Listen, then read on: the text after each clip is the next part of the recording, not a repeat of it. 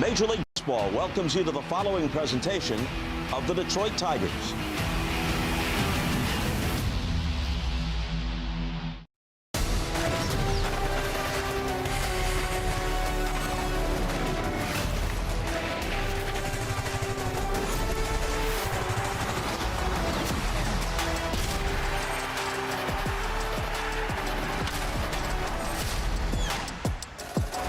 Some people feel very strongly that left-handed swings, for whatever reason, are the most beautiful in Major League Baseball. And if you're in that camp, you've come to the right place. Riley Green, back-to-back All-Star games, one of the most fearsome hitters in Major League Baseball. And for the Astros here in Houston, the home run leader, 24 of them. How do you get him out? That question is still open across the league. Riley Green, Yordan Alvarez, two of the best lefties going. And Yordan will face that man in an emergency situation tonight. Tigers baseball brought to you by Bet365. Drew Anderson on the hill. Troy Melton woke up with back issues today, so he is not going to start today. Jason Benetti, Andy Dirks knows nothing about that. Logan Reaver is downstairs. Look, Troy Melton, you've dealt with back issues, right? Yeah. Everybody knows that. He's not going to go today, so Drew Anderson has to face Yordan Alvarez in this fearsome top of the lineup. Come into a tough role. You know his changeup's good enough to get outs, especially against the big left-handed bat. But to come in and say, today I might be coming out of the bullpen, nope, you're starting the game. He has started some in his career, so he should have a pretty good outing. We'll find out. We've seen him come in this sort of three-alarm situation against Toronto earlier this year. Riley Green, Yordan Alvarez. Those are enormous hard hit numbers, Andy. Lefties are better, Jason. Everybody knows that. Left-handed batters are where it's at. There's two things that really make these guys great, though. One of them is timing, and the second one is bat speed. They both played very well against left-handed pitching. They're having tremendous years against different pitch types. Starting out with Riley Green, you see it all starts with a good hitting position. You get yourself in a powerful position, get the leg up in time, then you can read the pitch. That's a sweeper right there. You see how he can just hesitate just for a moment to read the pitch, get the bat head out. This one's going to be a fastball. The foot's up in the perfect time right at the release point, and then when he comes down with the foot, you see how aggressive it comes down on the fastball. He sees it's fastball out of hand. He gets his foot down quickly to get to the spot. Elite bat speed from both of these guys. Here's a great hitting position right here. You see the legs already up. He's ready to explode on any pitch out of the hand. He sees fastball, front foot comes down quickly, does damage. Here's a 3-0 sweeper. This is a 3-0 count. He comes down a little bit softer. You notice how the hands stay back. He gets a little into the front side on that swing because of the pitch type. And when a guy can hang and read a little bit, have the bat speed that these guys have, it makes for a tough day for an opposing pitcher. His pitch recognition is through the roof. Boy, as well, is it. For a slugger. We're indoors today under the lights in Houston. It's an anniversary for Illumination and the Tigers. What's that mean? We'll find out next. July 1st, rated PG. Tigers baseball on Detroit Sports Net is presented by Bet365, where winning is everything. By McDonald's of Michigan, get a $6 McDouble meal today. By Rally House Michigan, it's your city, it's your house, it's the Rally House. And by Steel, find your local Steel dealer at steelusa.com. You see old Tiger Stadium there. It is the anniversary of the first Tiger home game under lights. Our one more thing today, we take you all the way back in the Wayback Machine to June 15th, 1948. 9:29, first pitch, time of the game, 1 hour, 50 minutes. That's a quick one right there. Everybody in attendance should have got a little money back. Oh, you think that's how it works? The first night game. Here's a refund. AL President Will Harridge. This is the best lighted park of them all, he said. It sets a new standard for night baseball. And Cornelius McGillicuddy, the A's manager, said, look at your wonderful lights here. It makes it just like day here in your beautiful park. They were mesmerized by the lights. Hal Newhouser on the hill in that game, by the way, for the Tigers. It was One fan in attendance said, "I think it's much better than a day game. For my money, you can't beat it." And that was even without a refund. Yeah.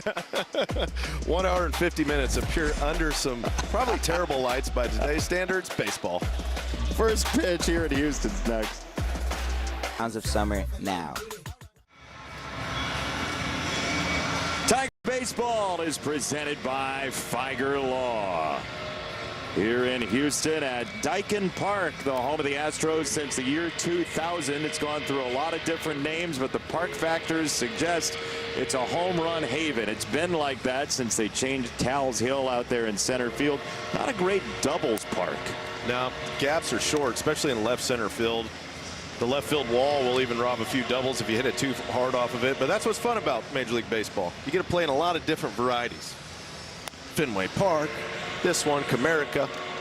What about a batting order for the Tigers, huh? Sure, we can do that. It's presented by your Southeast Michigan Ford dealers. Thank you for asking. Slugging percentage against breaking balls, and the Tigers will see some of those from Kaiwei Dong, the 27-year-old starter for the Houston Astros today. You see Riley Green, 483. Dylan Dingler slugging .810 against breaking balls. It's just egregious. Those numbers are crazy, and that's why he's seen so many more sinkers than four seams, mainly the sinker variety.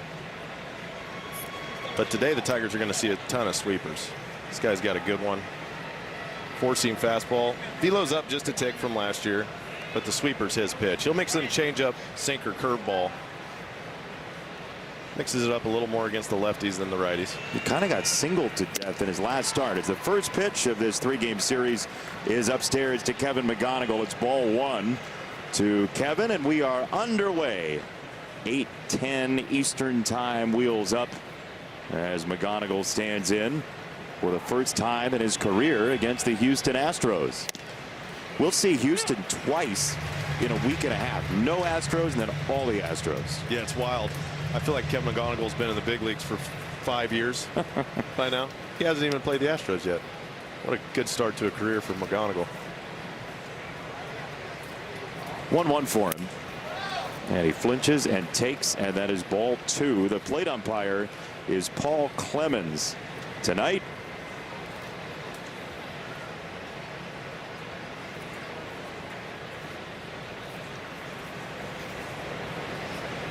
Two and one. Check swing, he might have. And he did. 2 balls, 2 strikes on McGonigal, who this isn't just among rookies. He is 13th in WAR across Major League Baseball. This time, willpower didn't hold up. Look at Christian Vasquez. Christian Vasquez wanted to challenge, and then he decided that appeals come first. That's right.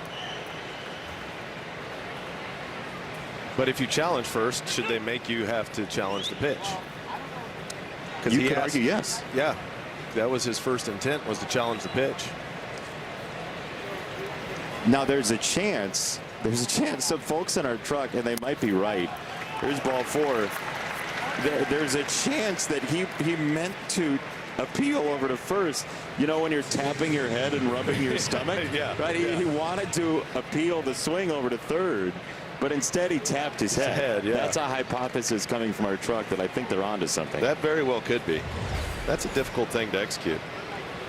Yeah, See right watch here, it. he goes, wait, no, the head and a point. I'm going to point ahead. Don't mess this up.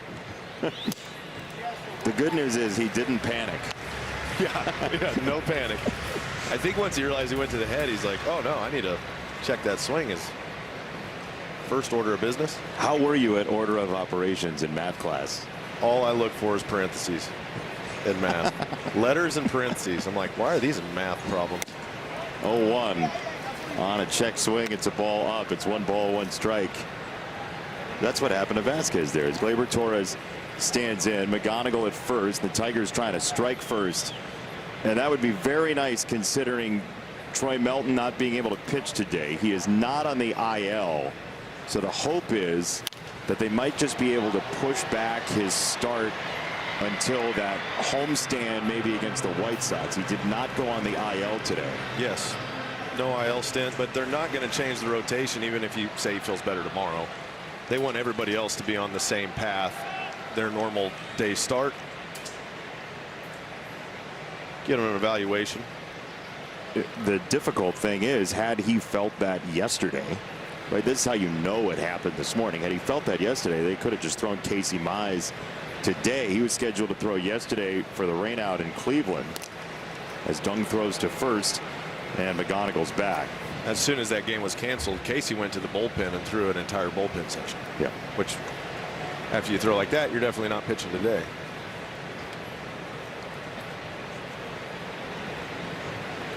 1-2 on Torres. See if Dung throws that sweeper. Instead, he comes with a fastball and it's fouled away. Dung's sweeper's got a lot of horizontal movement, breaking the curveball too. So at times, he has troubles finding the plate with it. It's a good swing and miss pitch for him, but if you can be disciplined, if it starts down the middle to Glaber, it's going to be a ball. It's going to end up over towards the other batter's box. He's been both a reliever and a starter this year for Houston, who has had pitching injuries like the Tigers have this year. You know, Hunter Brown is going to come back tomorrow. That's the plan. They also likely will get back the catcher Yainer Diaz, but they have Hunter Brown, Ronel Blanco, Christian Javier, Lance McCullers Jr., among others, from that rotation. And that is an exploding breaking ball upstairs. It comes up as a curveball, but it got the job done for strikeout number 1. Look how much this ball moves horizontally. That starts at Glaber's shoulder, and you see how it stays up.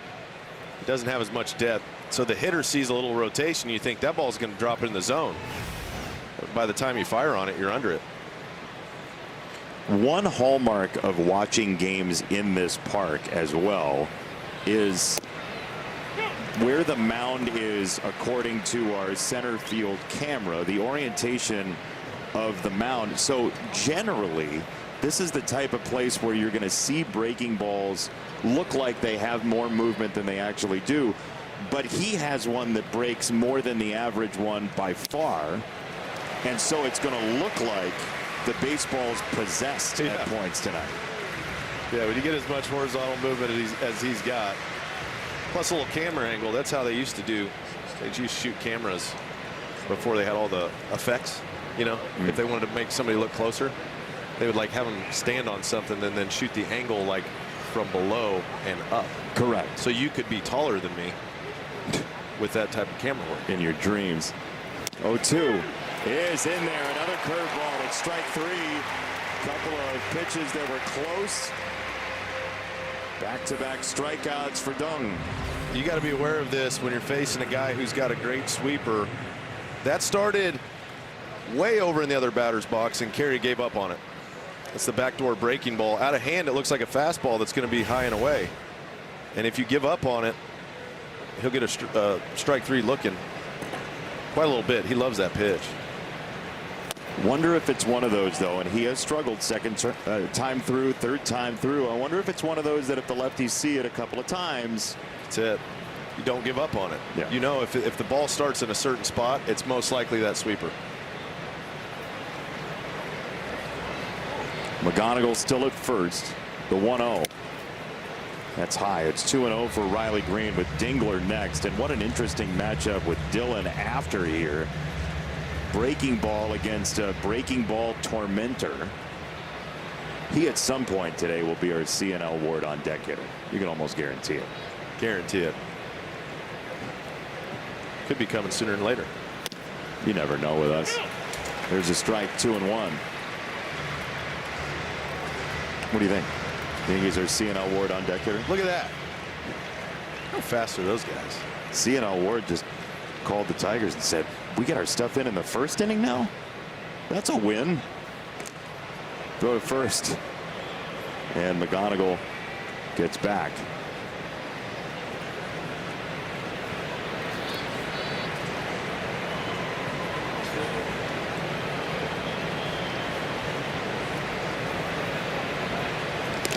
Another throw to first, and Kevin's back. Now Anthony Sanders walks over to him immediately because that's the second throw to first. Yep. He's got something there.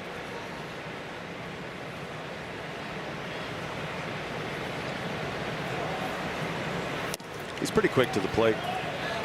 Kind of slide step. Yeah, in a 3-1 count, usually when you got your power hitter up, it's a high risk, lower reward opportunity because Riley could hit ball over the fence or in the gap to score you anyways from first in a leverage count. Especially the way he's hit in this ballpark. It has been a haven for him. That's a called strike. That's going to be an interesting one to see if anybody ever challenges this because it comes back so far. Is it wrapping around the plate a little bit more? Because that's a difficult one for a hitter to pinpoint. That is an ABS challenge system nightmare because it does trip the wire. There goes Kevin, and that is ball 4. 2 walks in the inning for the Tigers, and Dingler will bat. So 8-10 slugging against breaking balls for Dylan Dingler. He sees them about a quarter of the time in this sequence, considering how Cleveland pitched him. And those glaring numbers, I just wonder what it's going to look like the first time they see each other here. You would think some fastballs. They threw Glaber fastballs. That fastball that's a little up in the zone, that kind of rides. If he hangs one, look out. Well, he crowded him with his sinker. That's not his normal fastball. He does throw some sinkers, but you see the scouting report the teams have on Dylan Dingler.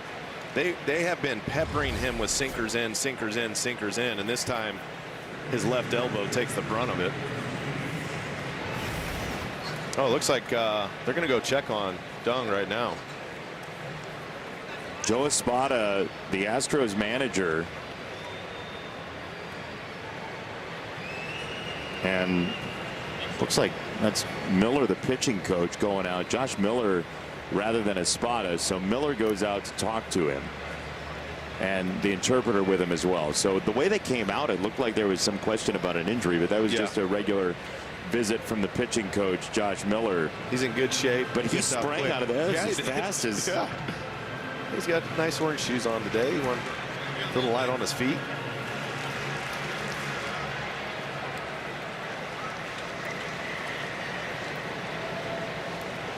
Colt Keith, bases loaded, 2 out. First one. Oh, it's way behind him to the backstop. And the Tigers will get a run. That did clip Colt. There was no signal at first, but that's a hit by pitch. It scores a run. The Tigers have 1 on the board before a hit. I thought for sure it clipped him. Yeah, it sounded like it. But there was no signal initially from the plate umpire Clemens. And Colt didn't make any big movements. Looked like it grazed the back of his pants. Vasquez right away pointed back and said, hey, that hit him.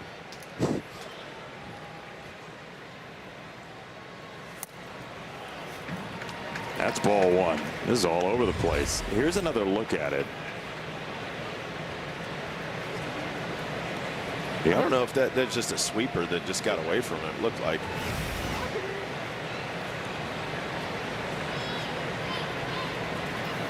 One-0.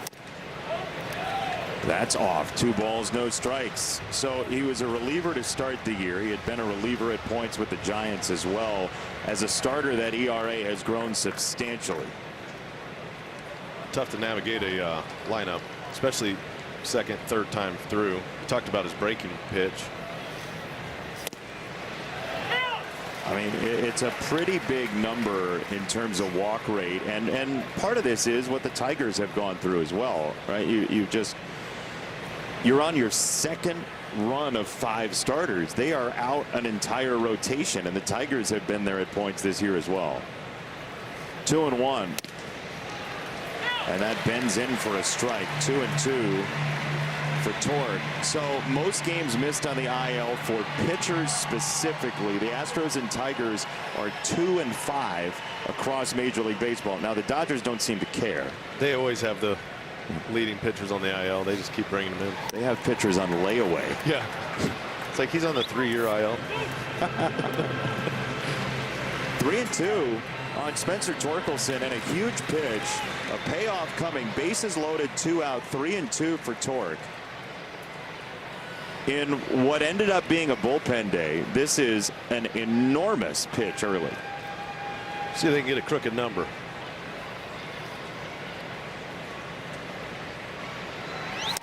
Swing and miss. Strike three. There's that sweeper. Inning over. No hits. 1 run. Drew Anderson to the hill next. Special grade. Tigers starting pitcher today. He didn't expect it when his alarm went off, but it is Drew Anderson, and he is presented by Wolfside Windows. Yeah, we've seen him pitch the ball well. He's got a good fastball. He could ride it up in the zone. Good swing and miss on that. The changeup's one of his best pitches. Changeup and curveball are important today. He will face this lineup that is 3rd in Major League Baseball with 96 home runs. Weighted runs created plus. League average is 100. A whole offensive stat to tell you how you do against not only this year's competition, but across the board over generations. As there is a strike on Jeremy Pena, the 28-year-old shortstop, who was a hero very early in his Major League career for these Houston Astros. Tried to check his swing, and there is strike 2. Former World Series MVP for these Astros back in 2022. He was 10 for 25 in that World Series 4 years ago.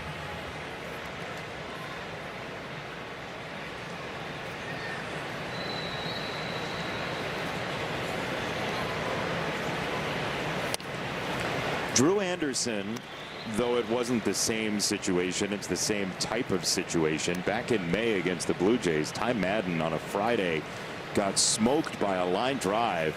Anderson had to come in. He threw 4 superb 1-hit innings out of the bullpen. So, I mean, he just text me, I'm here, whatever you need. He wants to start. He was a starter in Korea. This is not a new assignment for him, but he definitely hasn't been lengthened out throughout the year to push the pitch count up. 2-2 on Pena. Tigers starting defense brought to you by Marygrove Awnings. It's Green and Outman and McKinstry with that good arm and right. AJ likes to tilt the defense in the outfield based on which ballpark he's in. Keith and McGonigal and Torres and Torkelson. Dylan Dingler has the dish. And a 2-2 for Pena. Takes him down. Anderson uses the curveball. 1 away. It's a good pitch for him when he locates it. Gets to a 2-2 count. He went up and in with the fastball. Pena barely fouled it off. Got in his kitchen and goes down and away. Change the eyesight. Get him looking up. Speed him up to throw the slow one. He got that awkward swing early in the sequence. He gets it there to close the deal. And now Yordan Alvarez on a breaking ball coming to him for strike 1. He's tied for the home run lead in Major League Baseball. He's Chevy's strongest player, and it is so hard to do this, slugging over 500 on everything you can throw him. Then you look at the heat map, right? It's red everywhere. It's like the equator. Everywhere. Yeah, he's timed up pretty well for all pitch types. You see the Tigers starting out with a slider, which Drew Anderson throws a slider to lefties about 3% of the time. So they're trying to trick him. You can't beat him, trick him. That's how it goes, right? It's the way it is when you're a pitcher against one of the best left-handed sticks in the league. I mean, you look at, who's out right now. He's a real candidate for MVP. It's early, but he keeps this up. Aaron Judge is going to be out for a while. Yeah, the favorites are, I guess you'd say, him and Bobby Witt Jr. Right. So far in the American League. As he leans back on a fastball. You don't exactly want to poke the bear. You do have to throw into him at times, just to keep him balanced, keep him honest. You don't want him to be able to extend those hands. That's a rocket. But there's some guys you throw them up and in and you feel like they moved even a little bit. Yeah. That's like throwing at an Easter Island statue. Yeah, it's like when you used to throw up and into David Ortiz. Right. They kind of just look at you like, really? Goes down and gets the curveball. It's kind of the same posture in the box as Poppy, right? 100%. You see, watch Poppy hit for a long time. This guy right here, similar leg kick, similar demeanor, very balanced, little head movement, and a ton of pop. Yeah, that ball just flew off his bat. Honestly, though, with 24 of their 96 homers, singles fine. Fine. He's not fast. He's not known for his sprint speed. 1-0 is tipped foul by Christian Walker, 1-1. It helps that Christian Walker's had a good year too. give him a little protection behind. And he'll always put a good at bat on you, Christian Walker. Already got 18 homers. But you see the damage that he's done has helped Yordan Alvarez a lot, because now teams know if he gets on base, you got another threat right behind him. That's a swing and a miss. The only pitch type Walker is under 500 slugging on is the fastball. That's where teams have neutralized his power to this point at age 35. That's all right. Especially that one up in the zone. It's hard to get to.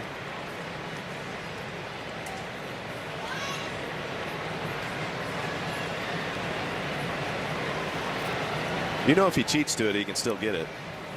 That's why you want to stay ahead in the count. And he buries him with a changeup. Anderson gets a stare from Walker. And Drew Anderson rifles through his pitch menu to find the changeup. Yeah, that's a beauty. So you get the high four seam, and the guy's like, okay, I'm going to speed up. I'm going to get to the spot. And then it looks like a split as much as it moves down. How much did he miss that bat by? About a mile and a half, somewhere in between. That's why Christian Walker looked at him like, what was that? Yeah. Like, holy smokes. You have your Ouija board? Yeah. His changeup, he throws the kick change, and it catches the seam. It's similar to like a Tarek Skubal type. They're trying to get the rotation correct on it, but it drops a ton. I mean, he saw a fastball out of hand as Paredes stands in, the former Tiger of 57 years. But yeah, Christian Walker was. You don't see a lot of right-on-right changeups. You usually see breaking pitch. Mm-hmm. So when you see something like that, it's just different to the mind. And we talked to Drew. When we talked to Drew, you know, he learned that in Korea. He said, I really worked on that change, and he got to a point where he felt like he could get him to swing and miss at it every time. He was right there. Now a 3-0 to Paredes, who does have power in that bat. Man, he was loading up to eventually take ball 4. Now, in so many ways, the face of this franchise, Jose Altuve, who had the oblique strain. He just got activated a week and a half ago, and you hear the ovation that he gets in this ballpark.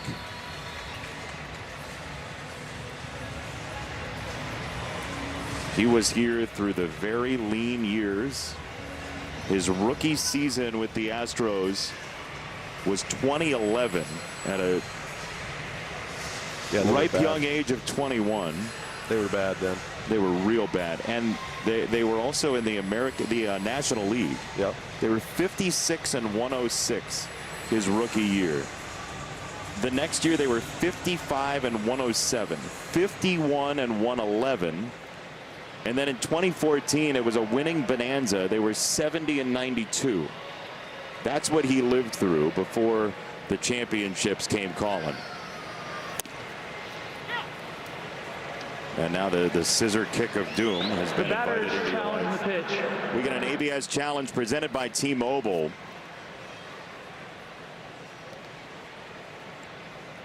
It is a strike, and a solid strike. Confirmed. Houston has 1 remaining.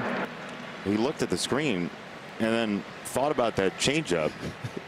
And well, you saw what Christian Walker thought about it. Now Jose Altuve is like, that was a strike? Yes, sir, it was. 0-1. He's like, is that down? Yeah, you know, the hitter's going to go, what about that one? Which you can't even do anymore. Strike too. But you know, as a hitter, like, oh, the machine, you're going to trust this machine? The machine must be miscalibrated in this place. And now, for every hitter who works off the traject machine in the clubhouse, in the hitting cage, whatever it is, everybody's got one of these machines now that can do any pitcher and show you any pitcher. So hitters talking about machines are amazing hypocrites. But you know, there's hitters that have said, it's like when the guy gets pulled over for speeding. I wasn't speeding. I was going 72. I had you at 82. Sir, my radar gun. Is your radar gun calibrated recently? Did you go to law school on the off day? 3 balls and a strike on Altuve. 2 on, and he takes a strike. He thought it was ball 4. It's strike 2 instead. Just nipped the top edge. Good pitch.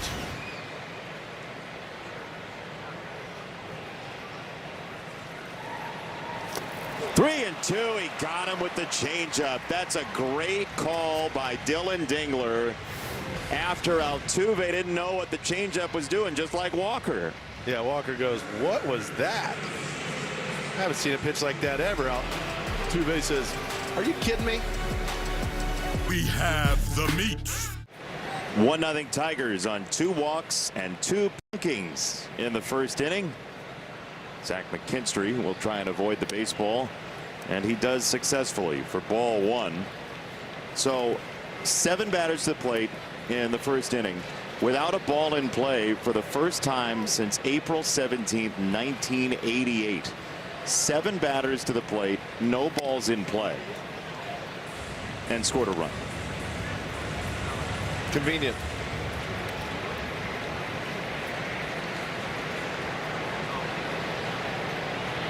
All the way back to 1988. I'm actually surprised it happened that recently. It feels like, Yeah, that's a tough thing to accomplish. Punching people out, walking them. But command's definitely an issue here.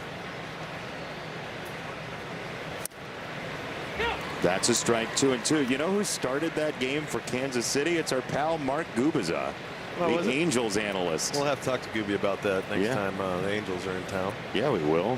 Hey, Gooby, what happened in 1988? Why were you walking everybody?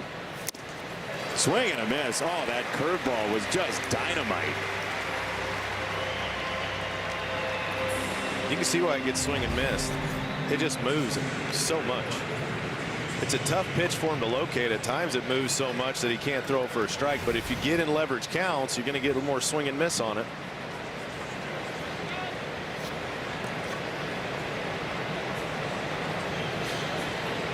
Every out's been a strikeout. Everything else has been a non-ball in play. So here is James Outman. He has been effectively wild. The pitcher or the podcast? There's a podcast named Effectively Wild as well. Well, the pitcher, but yeah. Yeah. So I think that's where they got the. I think it was a baseball term before they named it a podcast. You think so? I don't think they coined it. Fascinating. You're a treasure trove. 0-1 on Outman, and he takes. Before he hears about this, Mark Gubiza was not the guy that was involved in that run scoring inning. Oh, that's good information, because he'd been like, what are you talking about? He started the game. He was not involved in the bottom of the 8th inning when the Tigers got the run without a ball in play. Here's how it went. Strikeout, walk, stolen base, walk, stolen base, double steal after the 2 walks. Okay. Chet Lemon and Pat Sheridan. Ray Knight walk, strikeout, Gary Pettis. Lou Whitaker walk with the bases loaded. Darrell Evans strikeout. So 4 walks, 3 strikeouts, and 1 run, and the partridge was also in the pear tree.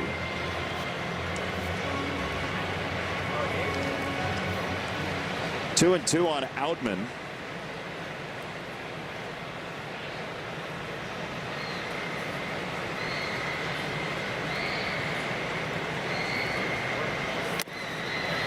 It's ball 3. I don't know that we can promise a ball in play tonight. Can't promise it. When a guy's got a breaking ball that moves as much as his does, and he's not throwing consistent strikes, it puts you in a little bit of a tough predicament at home plate. What are you trying to cover? Yeah, that curveball is strikeout number 5. It's like, will he throw a fastball? Will he throw a curve? Is the curveball going to be a strike? Probably not. But is it too close to take? Probably. But you see, Outman's body leans out over the plate like he's going to swing at a pitch that's away, and then it ties him up because it moves so much to the inside part of the plate. Jason, I watched Kevin McGonigal hit batting practice today, and he was hitting them halfway up the upper deck. Yeah. He's got thump.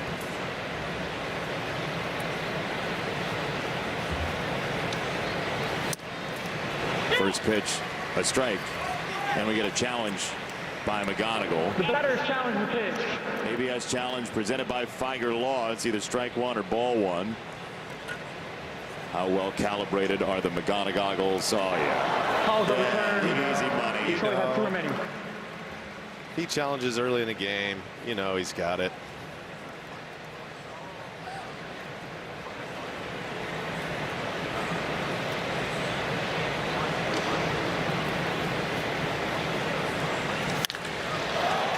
Did you say it? And then he did it. McGonigal a homer. Batting practice carries over. It's a 2-0 lead. It was a special thing I watched in batting practice today from this guy. He was launching them into the upper deck at will. He's been working on getting that swing in time, trying to get the head out. And this is after an ABS challenge win. Uses the McGonigals to get that accomplished. He's setting dead red. Smokes it. We're going to give you a MIDI nomination for I just Crystal said it was Ball an of the Month. exceptional batting practice. That's If he wasn't feeling confident after the BP rounds I saw him take today, I don't know what would make you feel confident. AJ Hinch just went out to check on Gleyber Torres, by the way. So your nomination is gonna take a back seat here. Gleyber on that swing felt something. AJ Hinch was very quickly out of the dugout. Kelly Rhodes, the athletic trainer, was out there quickly as well. He'd been dealing with that oblique. Came back out off the IL at the beginning of June. Really ignited this Tigers offense. And he went down quickly. You know something doesn't feel right. It was the left oblique last time, and that's the side that he just reached for as well as he opened up on that swing. Yeah, that is not good for the Tigers at all. Such an instrumental part of this offense. It has been something else this year, Jay. I mean, every series it feels like something's happening. Troy Melton didn't pitch today. Gleyber Torres now feeling banged up again. Looks like Howie Lee's going to grab a bat. He is. I mean, it's like the worst murder mystery you've ever seen, because you can't keep dropping characters like this. You run out. That's it. And you'd think at some point you'd get on a little roll where you wouldn't have to deal with it. It's just been that kind of year for the Detroit Tigers.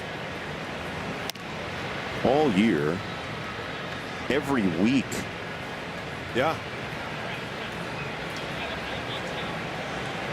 I mean, when you're talking about overall most games missed, we showed you the pitchers earlier. The Tigers are 5th in all of baseball with 788 games. 25 of those are Gleyber Torres with the left oblique originally. And all AJ can do is try to smile through it in a place where he's seen some of the highest moments of his baseball life. It's just a punch to the gut again and again. You think, okay, we're getting it back on track. We're getting our guys back. We're getting healthy. We're starting, offense is coming around, playing better baseball. But it does give other guys opportunities. And when another guy gets an opportunity, you got to step up and fill a role. Right now, it's Howie Lee. It's 1-2 for him. 2 countrymen here, Howie Lee and Kai Wei Dong from Taiwan.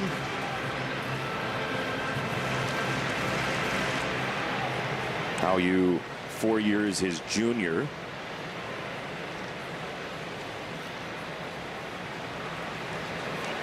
One, two. Wave and a miss. Strike 3. That is strikeout number 6 for Dong.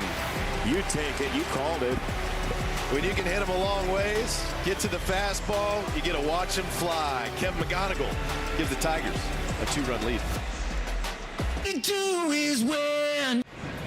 On the Bet365 scoreboard, Kevin McGonigal has the first hit for the Tigers today, a home run to make it 2-love. And the first pitch is fouled to the right side, 0-1 by Taylor Trammell. Well-traveled outfielder Taylor Trammell, now 28 years old. Former first-round pick of Cincinnati 10 years ago now, as Drew Anderson goes shopping for the outside corner, 1-1. This ballpark is one of those places where as much of a cushion as you can build is a very good idea, considering how the ball flies here and how they've built their roster. Yep. Extra runs are paramount at all times. You know, they used to have that hill out there in center field that we alluded to earlier and we talked about last year when we were here. So it's less quirky, but those Crawford boxes in left and then that wall in center was always, you know, a marvel. It was like coming to a museum. You'd see a flagpole in the middle of a baseball diamond. It made for some funny highlights. It was Jordan Schaefer, the one that went all the way up the hill, had to come back down it for a ball. 2-2 is up. 3 balls, 2 strikes on Trammell.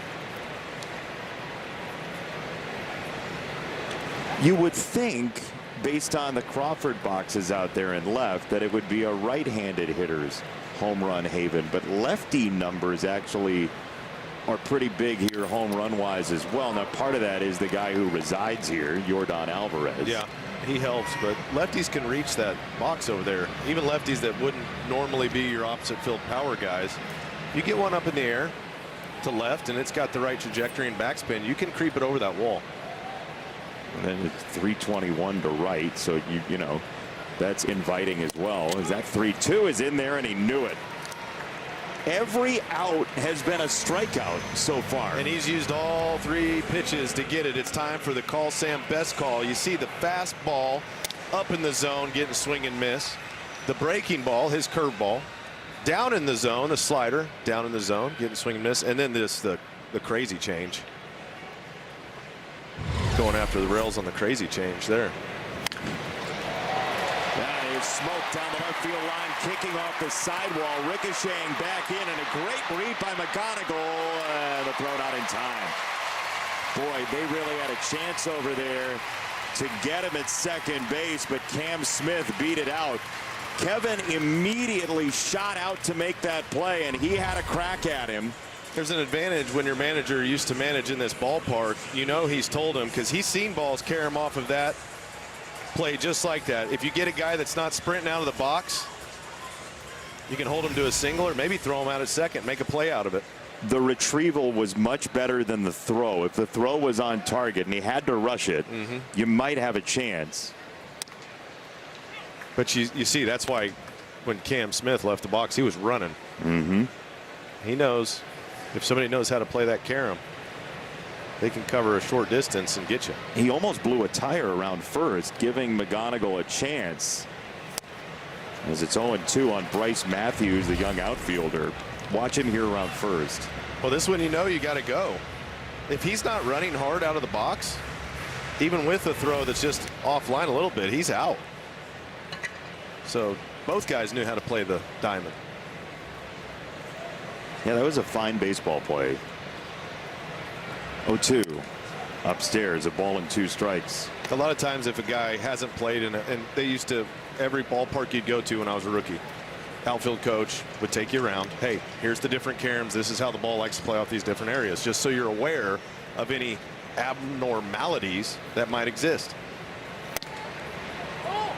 Oh boy, that was close. Anderson's going to challenge himself. Drew has done it earlier this year. Drew says he's right. Let's see. ABS challenge. He thought he had it. It is a ball. The call is confirmed. Detroit has 1 remaining. It's tough for pitchers. It is. There is an emotional connection you have with the pitch. And out of hand you go, I want it. I want that pitch. Dylan baited him. Dylan framed his own pitcher. Yeah, that's a good point, too. And there's strike 3 anyway. That's 11 straight outs to open the game that are strikeouts. So far, they haven't figured out the changeup. We've seen a few guys swing and miss at it, but we've also seen guys take it for strikes. 2 backward K strike 3s on the changeup, 1 swing and miss strikeout on the change. There's Christian Vasquez. I mean, this is really a contemporary baseball game. Every out's been a strikeout. We got a homer. Yeah. We have 2 walks and 2 hit by pitches to create a run. If you're looking for true outcomes, oh, It doesn't get better than this game. this is paradise. It's an OPS monster. Where's Jack Cust?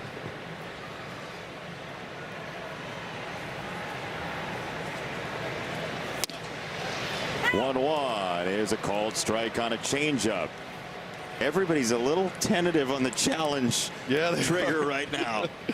I was thinking about it. I don't know if that's a wise decision. Seen a couple other guys not quite go in their direction. 1-2. On the ground, foul of third. Of course it's foul. You can't have a ground ball out tonight.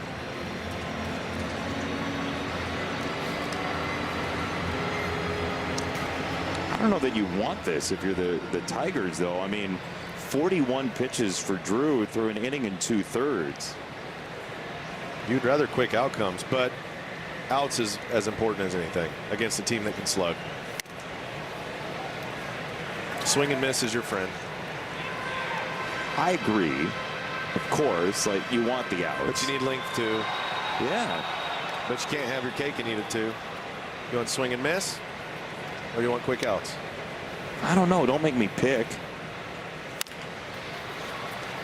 That's foul. Wide of third. I want to see all 54 outs be strikeouts. You imagine the interviews we'd be doing after the game. Yeah. Guys, what did you watch? I don't know. Everybody kept swinging and missing. So how'd you feel out there? Pitcher's like, felt pretty good. Hitter's like, it was terrible. It was the worst. Yeah. I've never seen anything like it. They have flashbacks. They'd be waking up in cold sweats. Guys are pretending to cramp. 2-2. Oh, it's a chopper to first. The Tigers will get out of the inning. We have our first non-strikeout out. What might have been 2-0 Tigers.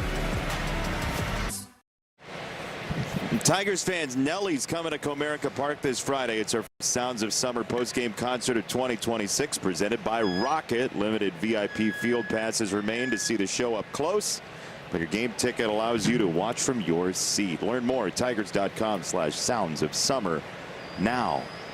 You run into some Tigers fans outside the ballpark? I certainly did walking in here today. A lot of Tigers fans taking tours of Dyken Park.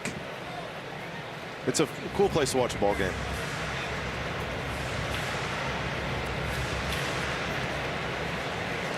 There are a couple of those Tigers fans hanging out, enjoying the cuisine. What is that? Nacho cheese. Nachos? Yeah. In a cup.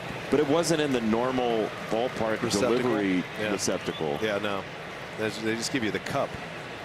Yeah, of in the cheese. plastic tray. Are they chips or is that a pretzel? It might be the side for a soft pretzel is the cup of cheese. We love playing What Is That with Andy Dirks, and that was It's got to be a addition. pretzel. See, yeah, she's got to break it apart. It's a pretzel. If that's a chip, like, come on, go ahead and get it out of there. If that's a chip, that's a pretzel. Yeah. I know streaming services are willing to go out on a limb for game shows, but pretzel or chip feels a little limited as a premise. I'd be worried if it was chips. For her to take that long to get a chip out of a little sack that'd be rough. There's some chips. Pretzel or chip? That's corn chip. Yep. You know what? Do you This like the might white be corn a or the yellow corn chips? I like the white corn chips in most scenarios. Is this a spin-off of pretzel or chip? Yellow or white chip? 2-2 to Carpenter. Ooh, he tried to backdoor him again. He got him his previous at bat with that backdoor breaking ball. This one just missed.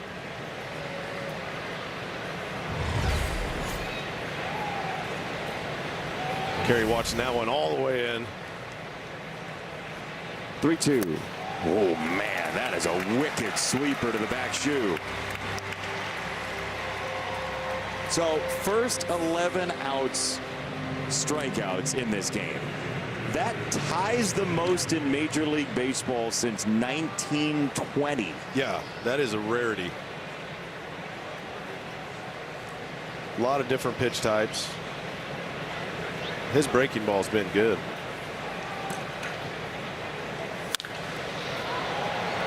That ball's clobbered by Riley Green, but foul. But you see why the fastball, he's got to throw that fastball up or it's very hittable. McGonigal got him on the fastball. Riley Green just about hit a double to right field on the fastball. Can he throw enough of those breaking balls for strikes, though? That's where the question is. He's got a fastball for a strike there, 0-2. So evidently the only other time that a game started with 11 straight outs that were strikeouts was April 30th, 1997. The Marlins and the Cardinals at Busch Stadium. Al Leiter, Alan Bennis were the two pitchers. Gary Sheffield, Bobby Bonilla, Edgar Renteria, Luis Castillo. How did those guys all strike out in a row? I'd like to see how big the strike zone was that day. Was it a day game, getaway day? You know what? It was a 3 o'clock Wednesday game. Yeah. I'm sorry, 7 o'clock Wednesday game. There you go. Yeah. They're like, umpire's like, we're getting on a flight out of here real quick after this. That thing, if you challenge that, that might have been a strike. That was a ridiculous, ghastly breaking ball. Yeah. Oh, man. It makes it hard, though, to tell when it moves that much.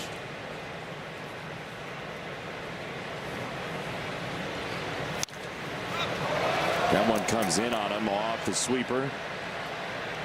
You know, we watched Nolan McLean's breaking ball, similar properties, with a sweeper. But look where that starts. That is center shot the other batter's box and comes around for a strike.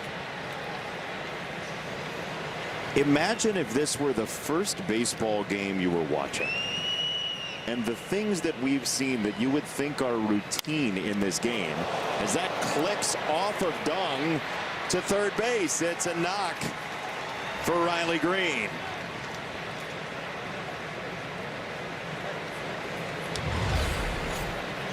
He gets a fastball here, hits it hard back up the box. Dung tries to make a play. It tipped off his glove, giving Riley time to become a safe base runner at first. Best kind of base runner. Here's Dylan Dingler, and we'll see if he gets a breaking ball to hit. First pitch to him is another sinker. This one's a strike. He hit him with a sinker in the first inning. That's how teams have been going after Dingler. Sinkers in, sinkers in. And if they do throw a breaking ball, they make sure it's a ball away.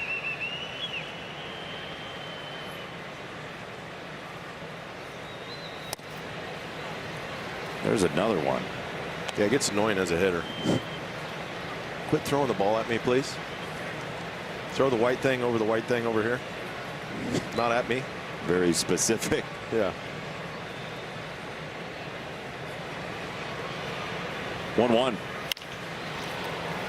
To shortstop, that's Pena. He gets one, but step through is not in time from Altuve. Nice play by Pena. Another sinker in. Gets Dylan jammed a bit, but Pena with a nice sliding play, quick exchange and delivery to Altuve. Dingler runs too well to get both of them, but that's about as well executed of a turn as you'll see on a ball where that one was hit. By defensive runs saved, the Astros are 5th in baseball. A lot of that is Cam Smith out in right. He is plus 11 of their 26 defensive runs saved with his ability, his arm out there, which is exceptional. You want range and arm strength in right field here. A lot of ground to cover.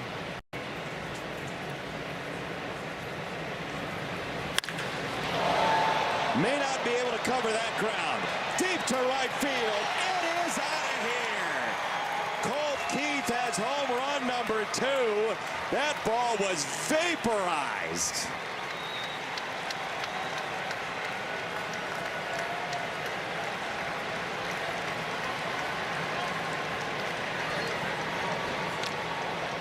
He figured out the movement on the sweeper.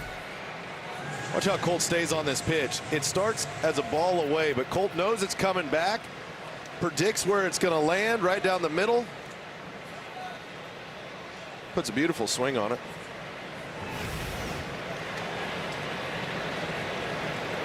You know what? We said it back at home that it felt as though another one would come pretty quickly in the home run department for Colt Keith. After that first one with the high fives that were to nobody. Yeah, they gave him the silent treatment. So you go a little while without a homer. Your buddies want to be funny. Well, he experienced that some last year. His first home run wasn't until April 30th in this ballpark in the getaway day game against A.J. Bluebaugh, the rookie making his debut. But it took Colt about a month last year to hit his first homer. Then right after that, he got number 2 and number 3 the next week. Yeah.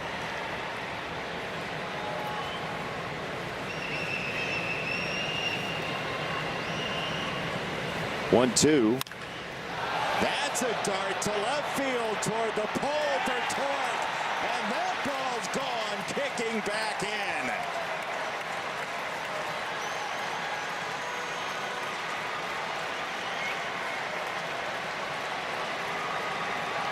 Torque was hungry. It's 5-0. You called it that first time through. You said, you know, as much as this breaking ball moves, once a team's seen it enough, they're going to start potentially getting on it. And Torque knows where this one starts. Starts at his thigh, predicts where it's going to go, puts a swing on it, has to check it. Is it fair or foul? Boing.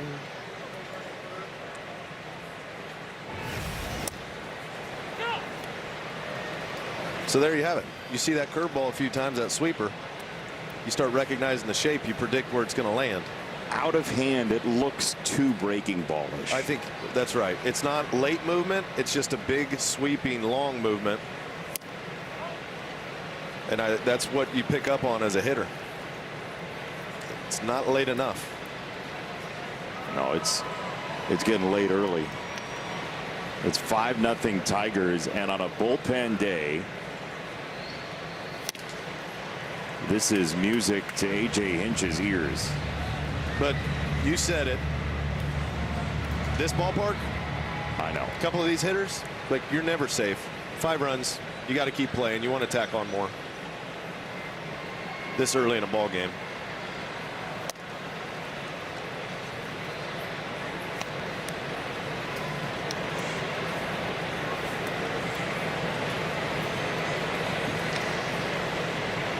Those are 2 bats, though. Keith and Torkelson back to back. If they're going to change the scoreboard with one swing, the Tigers offense is going to be fearsome, even with the hole they've dug. Colt and Dylan, 2 best friends that anybody ever had. Oh, and Torque. Bet365.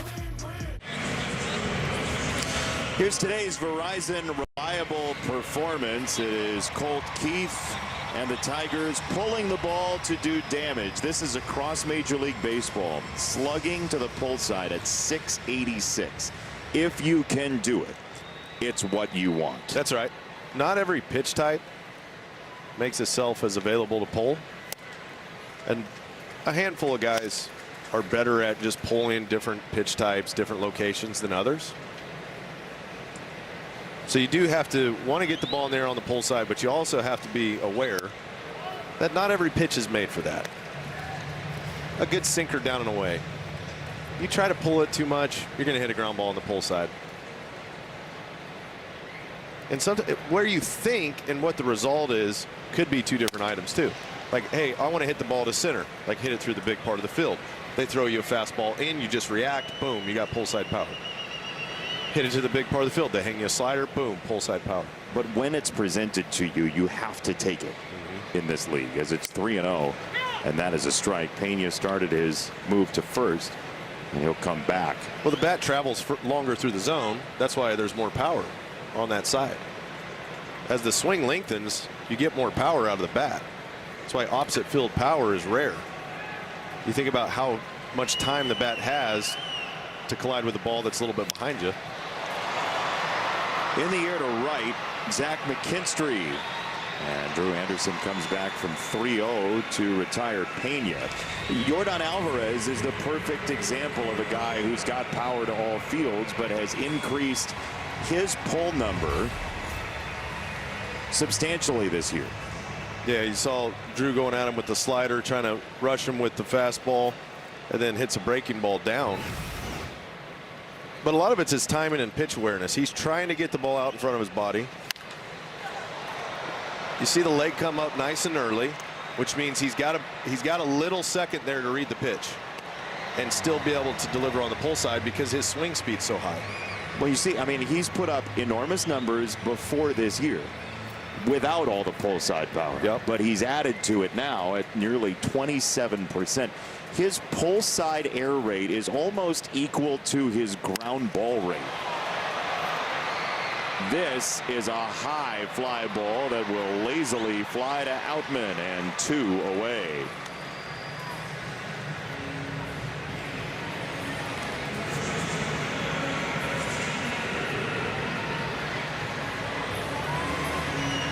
Action starting. Jacob Waguespack getting loose in the Tigers bullpen for his second outing as a Tiger. His first was Friday night in Cleveland by the lake. Now Walker, who saw the mystery ball changeup, and now he sees a mystery ball changeup that wanted to visit his orbital bone.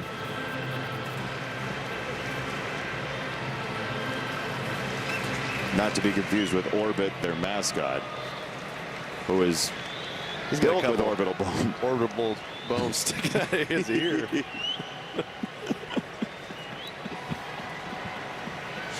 One-0. It's 2 balls and no strikes.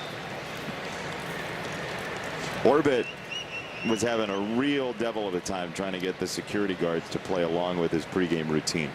Yeah, he had a shtick. He was trying to get him to walk down the runway carpet, and nobody wanted to play. 2-1. He's basically Dan Petrie in our Detroit Sportsnet commercial. Yeah, nobody wants to play with me. Christian Walker's a little befuddled right now. You think? Yeah. After he swung that curveball, he's like, really? Hands go up, shrugging the shoulders. Like, what are we doing here? You're up 5-0. It's 2-0. Throw me a fastball. It's not the way it works anymore. No, it is not. Oh, he's going to get even more upset now. Can I have a second timeout, please? Look at his face. He's like, this is ridiculous. What kind of alter universe, baseball universe am I living in right now? If this is a changeup down, he's going to lose his mind. His body language is so good right now.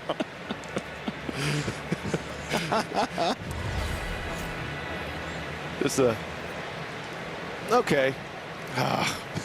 Just a little grin. Yep, this is what we're doing today. All you can do is laugh. 2-2. Oh, and then he's battling, man. He was running for the 9:15 train. He was on the platform as it was pulling away. It's not the changeup. Quick. Oh, no. Abort. Abort. Now what? See if Drew can get him here. Maybe back to the breaking ball. He laid off the changeup.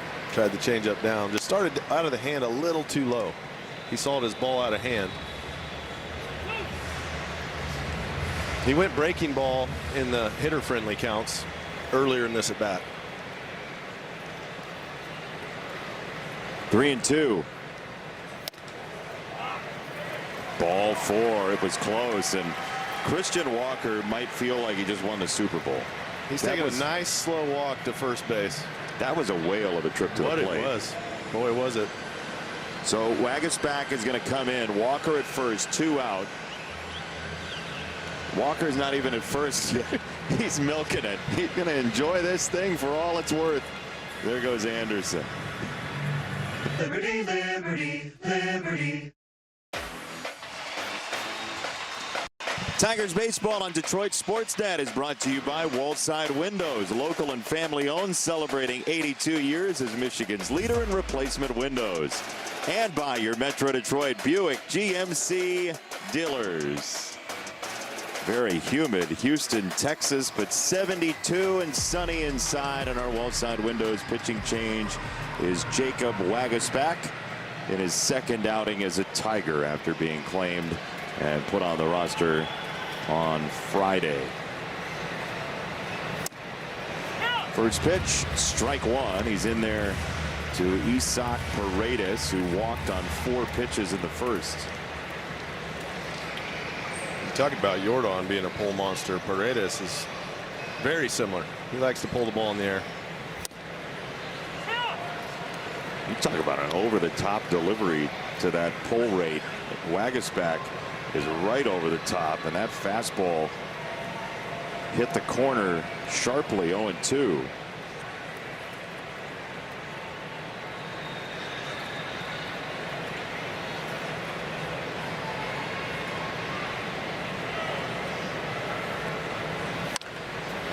Ground ball foul, third base side. If it is a minor league team, there is a good chance Jacob Waguespack has either pitched for it or against it.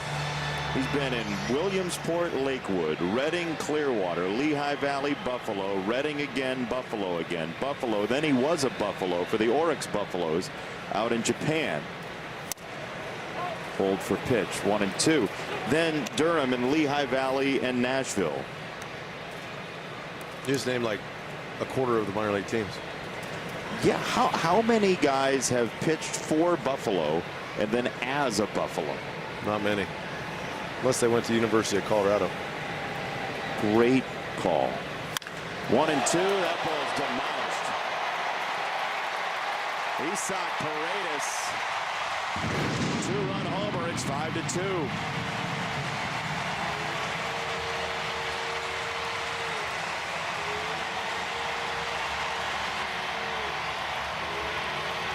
Paredes does a nice job getting the ball in the air on the pull side. And a cutter that finds itself towards the middle of the plate. He was licking his chops. See the foot down early in a 2-strike approach. Read it out of his hand. But you'll see guys who do that make consistent contact. It zaps a little bit of your power, but he knows if he gets it on the pull side, he's still got it. Andy, the numbers are ludicrous. 37% of the balls he hits go to that pull side, like Altuve does with that scissor kick of doom. Back-to-back homers. Right back at you. This is why you have to keep scoring in this ballpark. It will give up home runs. This team is built to slug. They're not going to beat you with small ball in this place. See another cutter finds the middle of the plate. So back-to-back cutters, back-to-back homers. Good news is still up by 2 runs, but you still have to keep pitching here. Get your squad back in the dugout, see if you can tack on some. Now that wasn't Albert Pujols territory in the playoffs, but it wasn't far away from it, as this is popped up by Trammell. You know, the Astros are trying to overcome 5-love here. Hot Corner says it wouldn't be the biggest they've overcome in this ballpark because of home run balls. September 2019, a 7-run comeback. 5-3 Tigers on the Bet365 scoreboard here in Houston at Daikin Park, which has played small tonight, you could say. Balls are flying out of here today. Tigers need to score some more runs. Up by 2 doesn't feel real good. It doesn't feel good. You know, it's like, you know, you're probably going to need a few more. And in the American League, if you're playing baseball right now, you're a possible playoff team. That's just the way it is, right? I just saw the Red Sox and Rangers last night. And with a win last night, the Rangers got to be the 6th playoff team in the American League. They opened today at 35-36. They're a playoff team.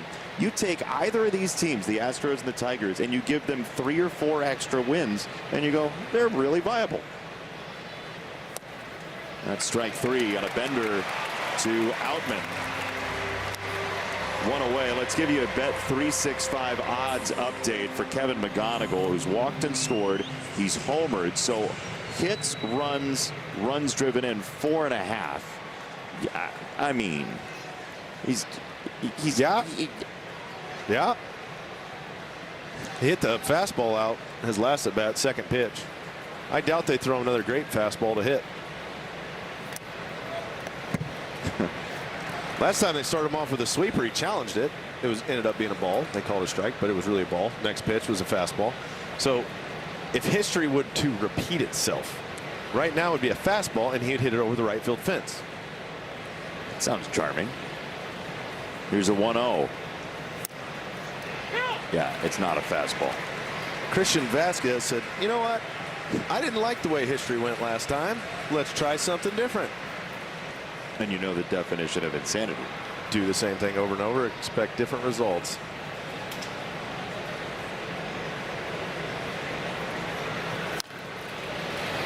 Three straight breaking balls. Yeah, no, I would not throw him a fastball over the plate, would you? No. If I threw him a fastball, it'd be up. Maybe go with a high fastball, see if you can get a pop out or a strikeout. But other than that, I'm sticking with the breaking pitches.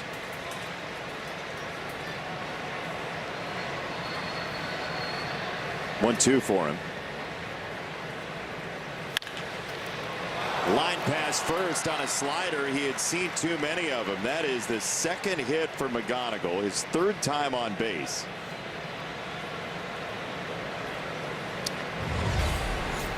Yeah, the pitch came out of the hand pretty straight. You see where it started, it pretty much stayed. Turned it into an 88-mile-an-hour fastball.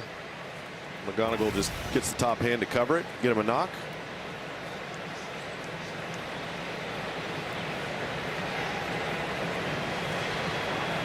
Here's How You Lee. 2 countrymen here, and How You Lee drops it into right field. That's a base hit, shallow right. McGonigal races to 3rd, runners at 1st and 3rd, and How You Lee gets a hit against his countryman Dung, Logan. Yeah, it's incredible because, you know, keep in mind Kai Dung and How You Lee. We asked How You Lee if he were to face him, the 2 countrymen, like you mentioned, what would it be like? You know, these are 2 of the only 19 Taiwanese players to reach the MLB and the only 2 active. And he said, and I quote, "It is what it is," which goes to show what kind of guy he is. But the 2 know each other going back to 2022. They were represented by the same agency. They trained as well together during that time. And, you know, Jason, you got to keep in mind, these guys are heroes in Taiwan. I was talking to How You Lee about that today, and he said we want to continue to be their role models, show them that they have a goal to chase, and show them what's possible on top of it too. And just great stuff right there with the hit. He's at 1st, runners at 1st and 3rd. Stephen Okert is coming on to try to neutralize the left-handers. Carpenter and Green as How You Lee gets a big hit for his album. $35 a month. Our wall side windows pitching change, Steve Okert, and as we went to break, it was an open question as to whether or not Kerry Carpenter would bat here. Yeah. And A.J. Hinch will pinch hit for him. Jemai. Stephen Okert likes to throw the sliders through the barn door. That's his favorite pitch to both lefties and righties. Huge at bat for Jemai Jones here. First pitch is a strike. You think about what Andy Ibanez did in this ballpark to propel the Tigers past the Astros against Josh Hader. That is one of the iconic moments that Andy Ibanez had as this kind of specialist for the Tigers. Jemai's just struggled with breaking balls. He came in the league last year. He's been in the league a little bit, but really established himself as a go-to guy in these situations, teams were throwing him a lot of fastballs. And he can get the head out and do damage on the pull side. After the offseason, teams were like, he was a very viable source against left-handed pitching. And he's seen a monstrosity amount of breaking pitches out of the left-handed arms. Hasn't hit the breaking pitch. Well, then what happens is you try to adjust to the breaking pitch, which means you have to discern the pitch a millisecond longer. You're a little late on the fastball. It's a tough go. And now it's Okert, who's thrown like 2/3 of his pitches this year have been breaking balls. And there's another one. Let's hope that's not a huge out in this game. But this is what he does. He throws a breaking pitch, and Jemai just can't wait on it.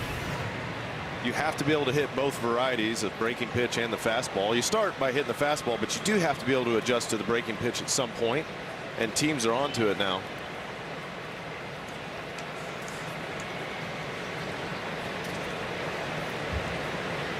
So it's up to Riley Green after that buffet of breaking balls. First pitch, swing and a miss.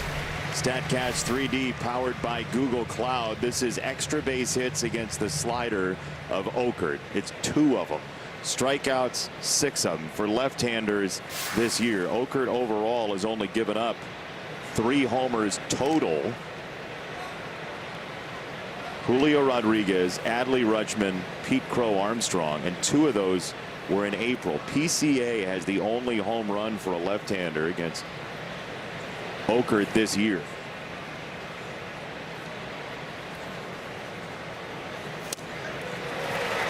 You see why? It's a tight slider, late movement. This is where you would think maybe a double still, maybe something. With Riley with 2 strikes, take a chance on a base. Why not? Lee at first, McGonigal at third. Riley lays off that one, 1 and 2. I don't think they would throw down. I think you can just take that base at will if you want to. I agree with you. And if they do throw down, just get in a pickle and let McGonigal try to score. Because this is a tough matchup left on left with a guy with a good breaking ball. Yeah, he's on this roster for at bats like this. Okert is. And he's got strike 3. That is 11 strikeouts in 4 innings for the Astros staff. 100. Call Sam. Next giveaway this season, Saturday, June 20th. Tigers take on the White Sox. Be one of the first through the gates, and you'll receive a Detroit Stars-inspired windbreaker presented by Comerica Bank. Go to tigers.com/giveaways to learn more. First pitch strike to Cam Smith. 7, 8, and 9 in the order for the Astros, all right-handed. All the bottom third before Pena.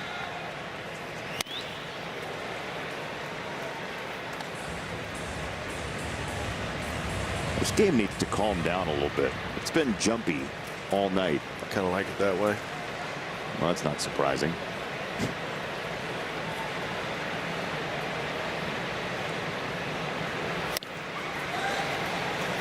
You want some fastballs? Here's some fastballs. Here you go. 1 down. Now a message from Figer Law. At Figer Law, every case is personal to us, and we won't stop until we bring home the win. Figer Law, all we do is win. With Logan Reaver downstairs, Andy Dirks, Jason Benetti, our entire marvelous crew in Houston. There's a tapper back to the mound. Wagasback is on it. He flares it to first. And Matthews is out. 2 down. How about a 1-2-3 inning, huh? That'd be a beautiful thing. Get a punch out on the first guy. Quick out here for Wagasback.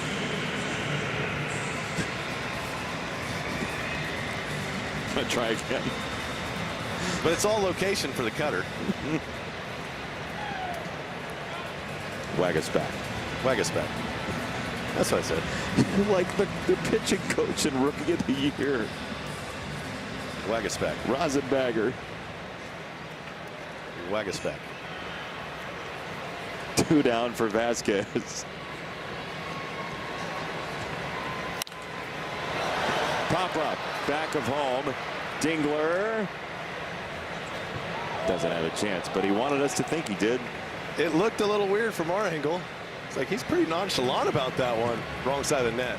That's why. Would you be in favor of cutting a hole in the net? And you could stick your glove through it? Yes. That'd be fun, wouldn't it? Yeah. He actually saved that front row fan from getting hit in the head. Potentially. Not all catchers wear capes, but ours does. High fly ball left field. Riley Green says he's got it. Hey, look, a 1-2-3 inning tonight. Call the Smithsonian. Casino. The Tigers have already scored 3 or more runs in this game, so tomorrow visit a participating Arby's location tomorrow and get a free small order of delicious, amazing, golden, crunchy, well-seasoned curly fries. We learned once again, nobody should ever tell you in your ear, say whatever you want. Our wall side windows pitching change. A.J. Bluebaugh, who we saw as a starter last year, but has transitioned to the bullpen. It's his 29th appearance, and he's only given up 32 hits in those 44 2/3, but you can wait him out. 25 walks. That's a walk rate of 13 and change for Bluebaugh. Out of Wisconsin, Milwaukee. Born in Ohio like Dylan Dingler, and there is strike one. He's got a cutter and a sweeper. He throws to righties. He likes to change up. Also, that's his best secondary pitch. Prefers it to lefties, but will throw it to righties, and a four-seam fastball. So if you can't throw a sinker in on Dylan Dingler, you have to throw the four-seam variety. It won't move on the hands as much, so they start him with a cutter away. That ball's hammered to right field. That is down. It's a base hit, and it bounces away from the right fielder, Smith. He overran it. It zigged. He zagged. Dingler to third on the throw by Smith. Not in time. The Tigers will take it. Thank you very much. That has to do with how hard that ball was hit. Cam Smith's a very good right fielder. One of the better right fielders in the league.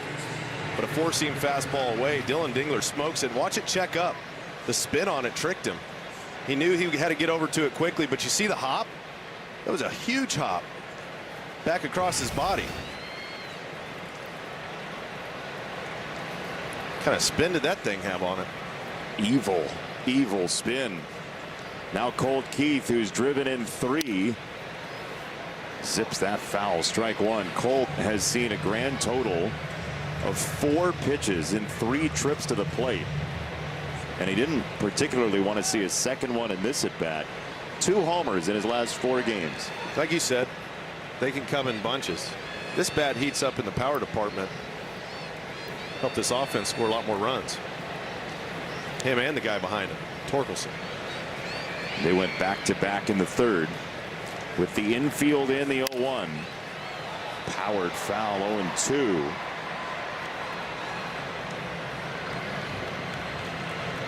That was the pitch he wanted. Yeah, elevated fastball. You're trying to hit the ball in the air. You don't see Colt talk to himself that much like that.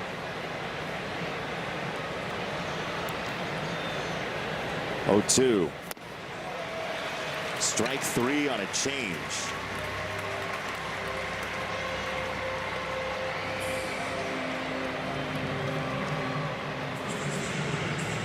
You know, Torque sees a steady diet of breaking balls, but the breaking stuff has gotten hit pretty hard against Bluebaugh this year. The OPS against his breaking pitches is .927 for the league, Andy. Yep.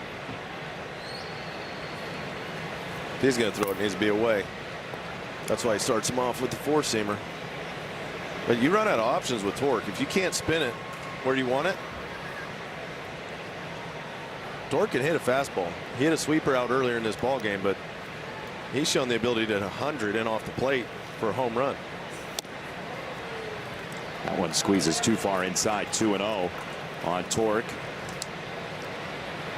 But this is a situation where if a guy does like his breaking stuff, he'll throw the breaking ball away with a runner at third, trying to get some swing and miss, get back into a count. But if you don't have it, you might have to light up the radar gun with 96. He did. 95, just under. 2 balls and a strike, and Yeah, you can see Torque's face. That's the one. There have been 2 shoulda had 'ems in these 2 at bats. Right.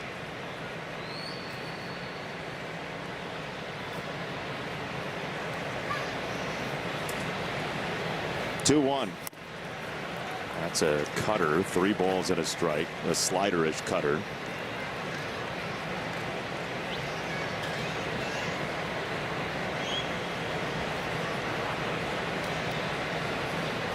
Tigers would love a counter punch here. That's in the dirt. It's ball 4. It's the 3rd walk for the Tigers tonight. And it will be Zach McKinstry trying to drive in at least 1 here.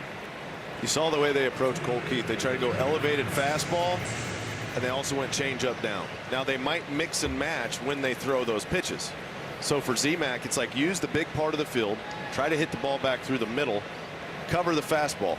Anything that starts low at all, let it go. If it's up, I'm getting ready to attack. If it's down at all, don't swing, because it could be the changeup. First pitch.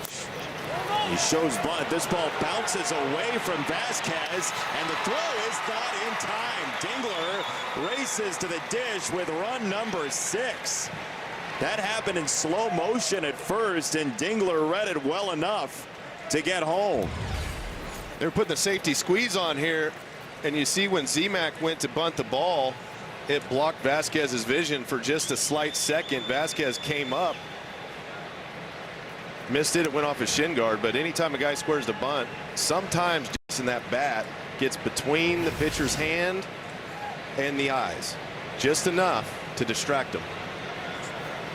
They're going to call it a pass ball against Vasquez. It was just a fastball.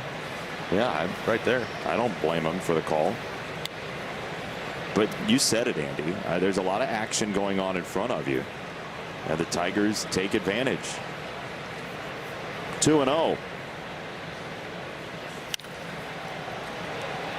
They just can't get to that 4 seam. That's 3 at bats. Just under it.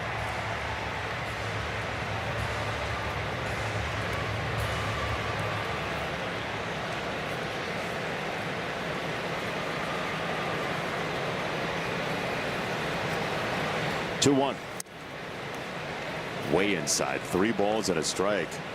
This is one of those nights where both teams are going to look down at the bullpen at the end of the night and go, anybody left? You know anybody who can pitch?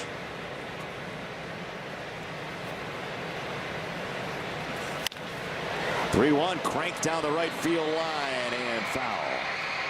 Covered that 4 seam. Z-Mac had had enough. I ain't missing this one. Just out in front of Tick. You coming back with the fastball here? You'd think change up. Like if you hit a ball like that down the line, they're like, well, he's on time for the fastball. Blue ball's got a decent change up.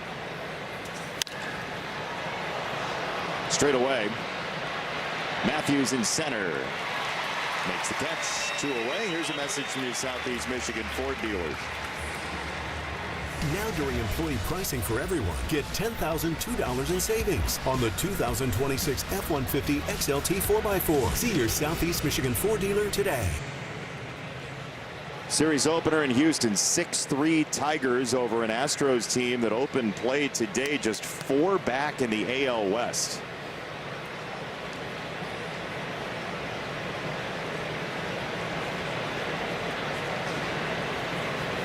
Outman takes a strike. He adjusted his helmet. Home plate umpire looked at him for a minute and goes, okay, you're not challenging. We've got to have a better signal in the future. Too many guys just tap their helmets without meaning anything by it. And then there's that open, like, oh, I'm going to kind of think about tapping my helmet and then say I'm not, to give me a second to think about it. Yeah, because if you do it every time, you could eventually have a little longer to process and be like, hey, my hand's on my helmet. It's just what I do. That's my deal. 1-2 on Outman.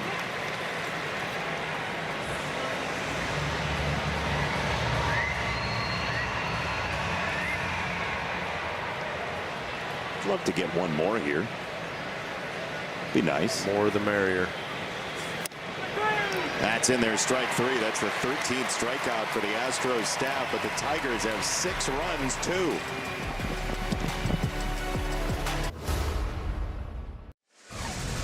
Here's our Comerica Bank game summary. This is the story so far. Homers. Kevin McGonigal launching his 5th to right field, way back and gone. Cole Keith hitting his 2nd to right center. Say, boy, that's a lot of fun. When they go over the fence, you score runs. What about one off the foul pole? It's hooking, it's fair. Doing. But the Astros have bats too, and they got guys with pop. There's a two-run home run by Paredes. Altuve went back-to-back with him. Those are their 3 runs. Both teams have gone back-to-back, and our Wallside Windows pitching change. Kyle Finnegan trying to bring some more normalcy to this game after a 1-2-3-4 for the Astros. Finnegan's going to face the top of the order, Pena, Alvarez, and Walker.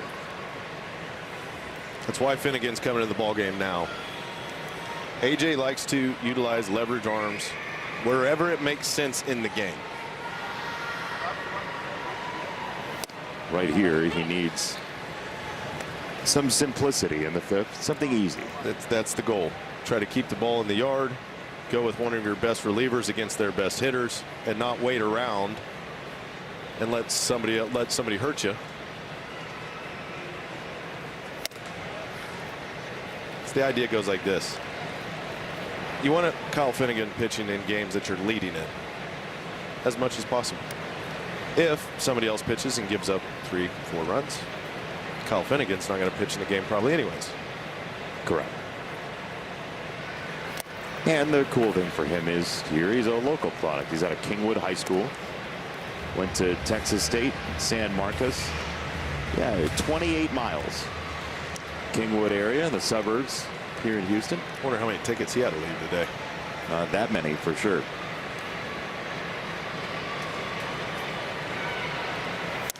Two 1. He wrangles a strike on a fastball. 2-2.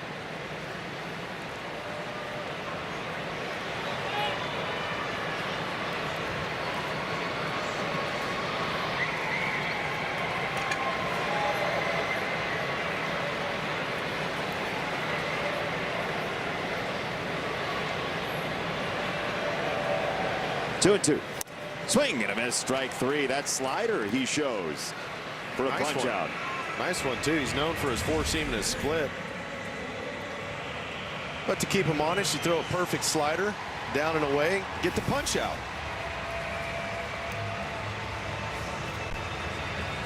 That is, for tonight's game, the 20th strikeout combined.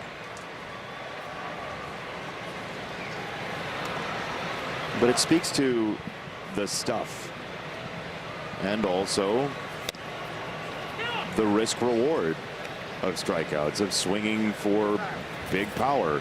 Yordan Alvarez, you see the whiff rate against right-handers. The splitter has done a number against him. You'd imagine Finnegan would lean there in this sequence. I think Alvarez is thinking the same thing and going, wait a minute here. You're supposed to throw me a splitter. 4-seam, poof, 4-seam, poof. This will make you all kind of confused at the plate. What sound does a splitter make? We'll find out maybe the next pitch. 3 straight fastballs for Alvarez. Great location, up and in, hit the spot. The hope is to get him lined up for something that you can get swing and miss on, potentially if you go splitter down and away.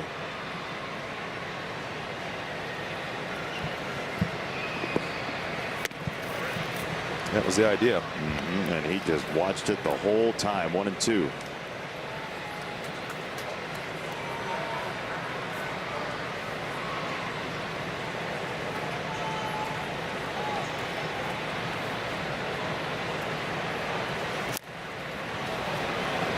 Spoils that one.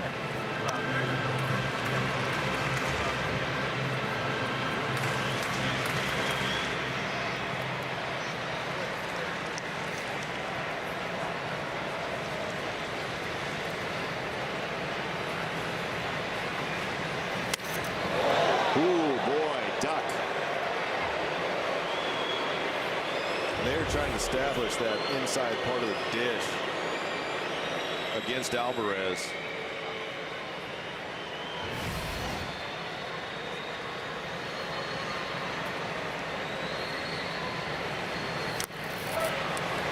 He watches that slider. 3 balls, 2 strikes. So he started him with a bunch of fastballs. He's gone to the secondary stuff.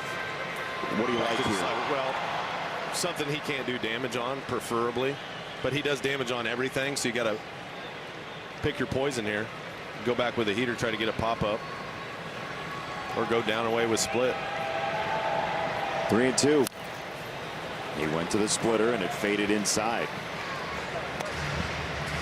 It is amazing. Power hitters, good hitters, not just for power, but for average as well. When they get to 0-2 counts, pitchers tend to throw balls a little bit further out of the zone than they normally would, getting them back into the count. Now you got to make a pitch.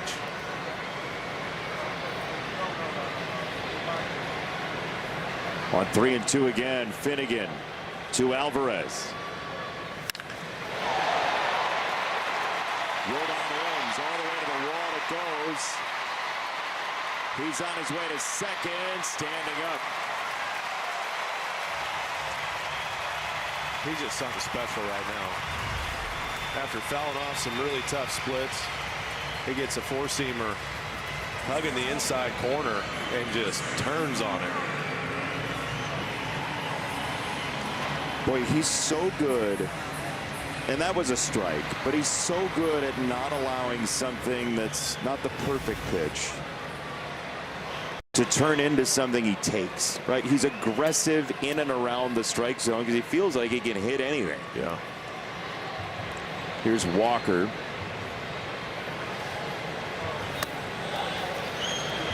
Ball 1.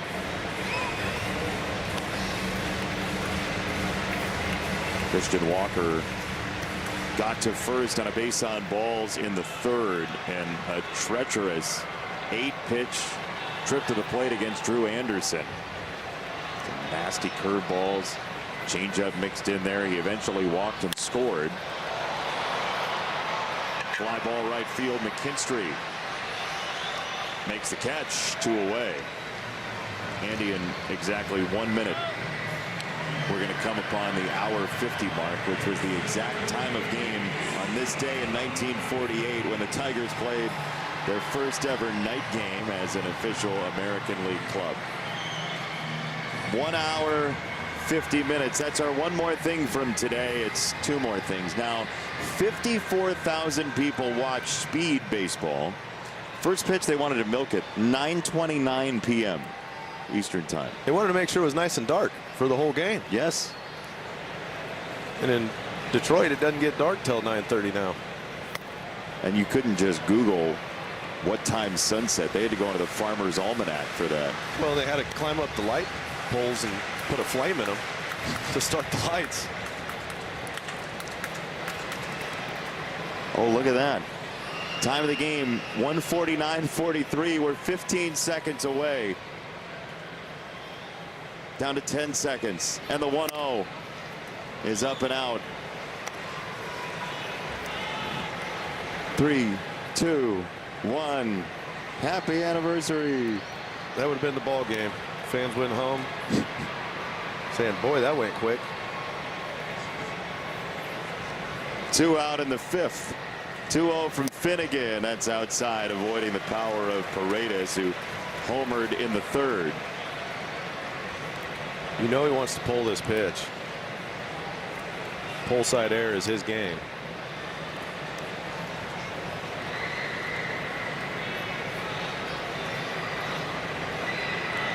Three 3-0. He took it.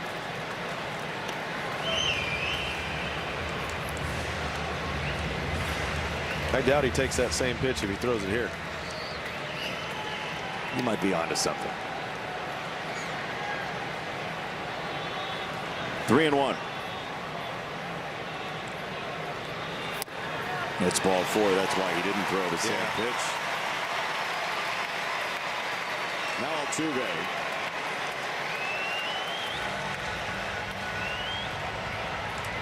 He is just a first pitch marauder, and the Tigers saw it back in the third. He homered on the first pitch he saw from Waguespack.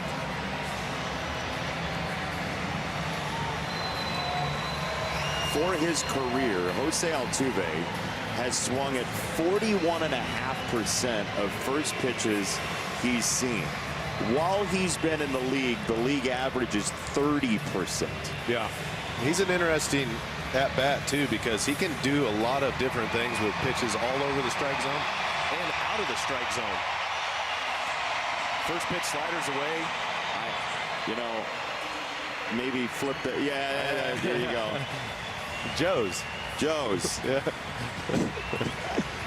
Joe's Altuve. I can't question anybody else's spelling. That is, but even you knew it's that an honest mistake. Maybe shift one of those. One of those. It looked a little funky there. Tying run at the plate. First pitch, a take. That's 98 right there from Finnegan, too. He's feeling the moment right now.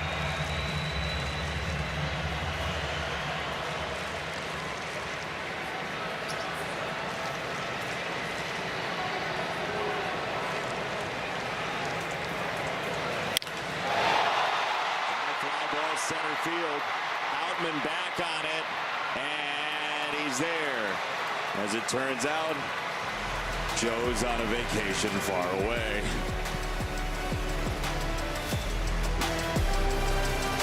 Summer.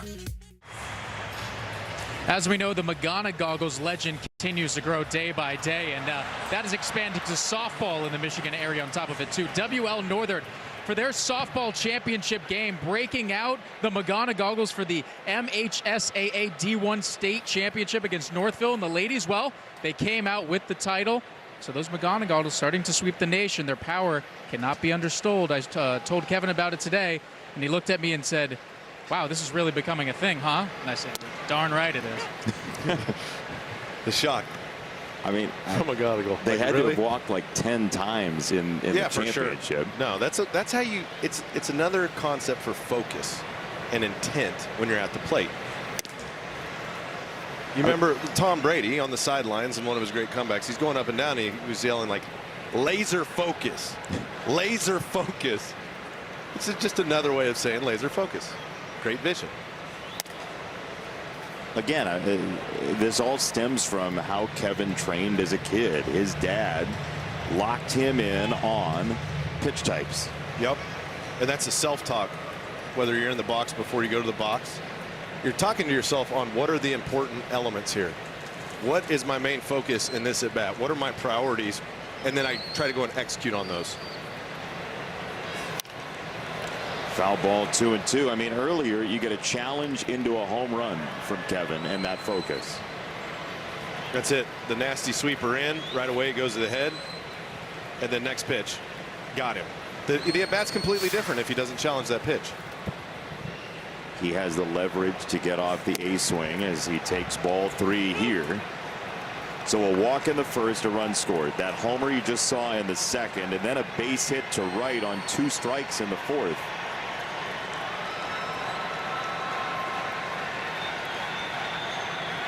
Three and 2. Outside, ball 4. That walk you can probably take with your own prescription, but the Magana Goggles can't hurt. Yeah, they don't hurt. That just looks like it's like 7 miles away instead of 3. Isn't that at bat? But get a leadoff guy on here is big time. Still feel like you need some more runs. That's it. In this park. Yep. You felt the tension in the last half. A couple runners on. Altuve comes up. The crowd gets into the ball game.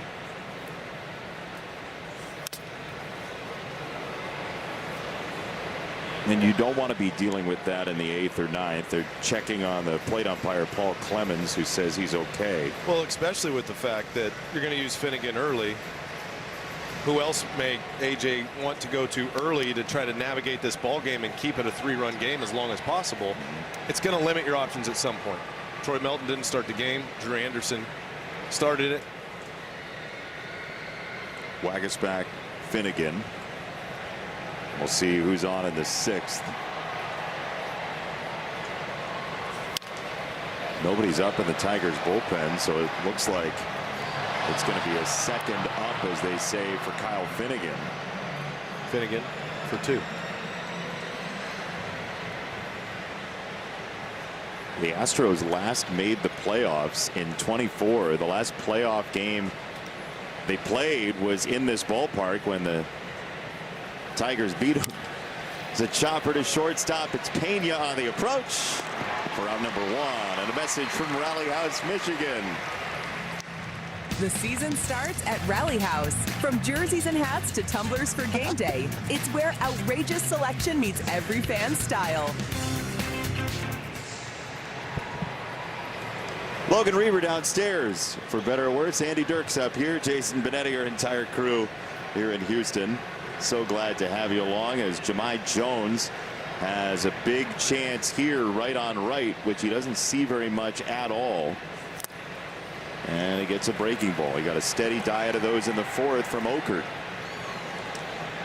That's what it seems teams are going to want to do to him. He's got to learn to adjust. You got to see the pitch just a tick deeper. Look to use the big part of the field to stay on the breaking pitch. Center field, Matthews makes the catch. McGonigal tags and gets there. That was a better pass at it right there. Anytime you can take 90 feet, Jason, take it.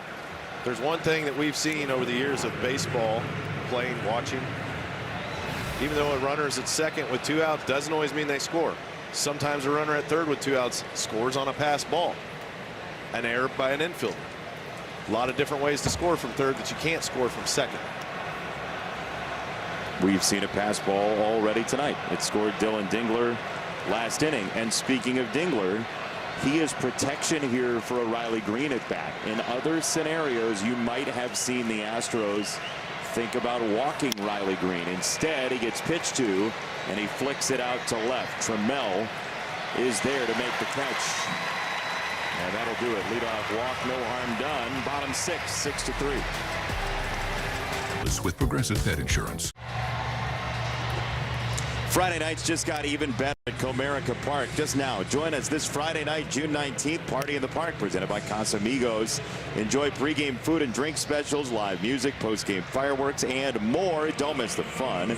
Go to tigers.com/party to learn more. Guys ready to party? What makes you think it? Just his demeanor? The shirt. It was a Hawaiian shirt. Suggests. You ever been to a Hawaiian party? A luau thing, if you will. Yeah, sure. It's a good time. Boy, sounds like he had a good time. All that emotion. Trammell is going to be pinch hit for by Jake Myers, and he takes a strike. Our Wallside Windows pitching change is Tyler Holton, who looked like he had his cutter barreling inside to right-handers in that last outing. Myers takes a strike right on the outside corner. A fastball 0-2 in our Wallside Windows pitching change. Holton trying to keep it right here at 6-3.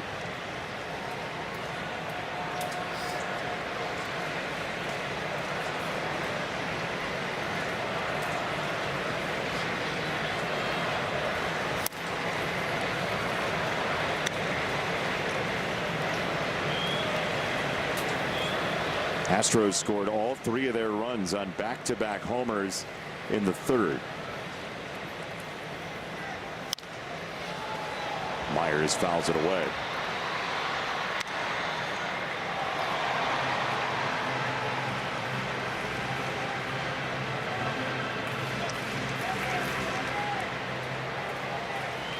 '13th round pick out of Nebraska 9 years ago. Myers, who's been up in the bigs for 6 straight seasons.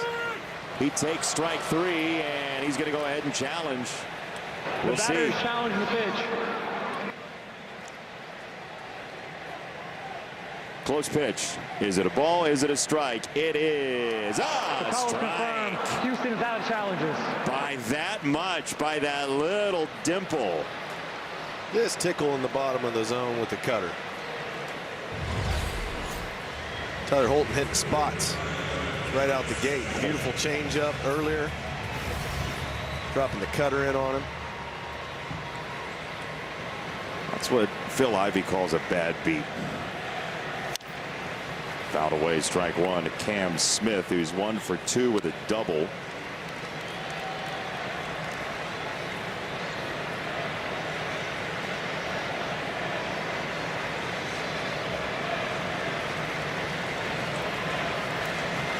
Oh, 1. Second base, that's how you Lee in for the injured Gleyber Torres. And 2 away. If you missed it earlier on, Gleyber took a swing and felt something in his side.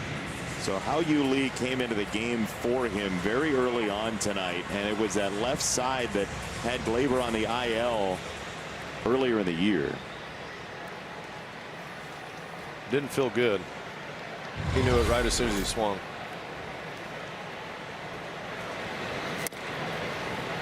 There's a good changeup out of left-handed Tyler Holton. That's off and on been a good pitch for him. When he locates it like that, it helps his cutter perform. Also, the cutter, he can rush him, get it under his hands, get a ground ball with it. Oh, just touching spots right now. I mean, that was close. In the neighborhood for sure.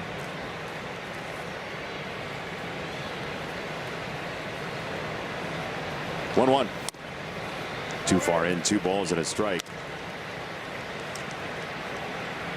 Astros came in winners of 2 of 3 in Kansas City, including a game where they waited out tornado sirens going off at Kauffman Stadium. Now, the good news when that happens there is there are so many large buildings to help you with the thunderstorm that just popped up around the Big K. So there's 2 buildings there. Yeah. Very large, but that's it. And a big parking lot. Biggest parking lot maybe I've ever been in. Really? Andy's top 3 parking lots coming tomorrow. Ground ball, second base. It's Lee, and that is a 1-2-3 6th for Tyler Holton. Mark. This copyrighted telecast is presented by authority of the Detroit Tigers and may not be reproduced or retransmitted in any form. And the accounts and descriptions of this game may not be disseminated without the express written consent of the Detroit Tigers.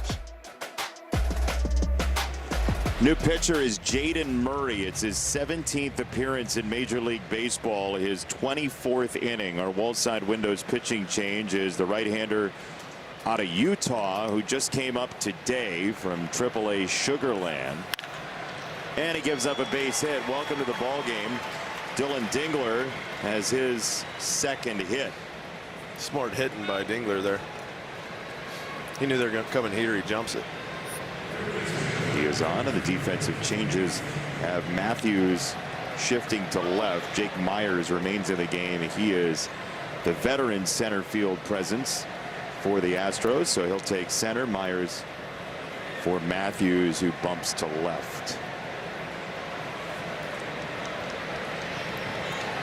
Murray to Colt Keith.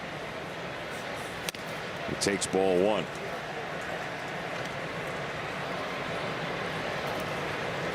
A.J. Blubaugh, 2 innings for the Astros. He gave up 1 hit and an earned run.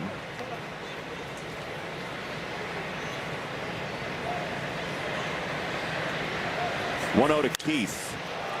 Pull side power again. Right field and out of here one more time. Colt Keith's 2nd home run tonight.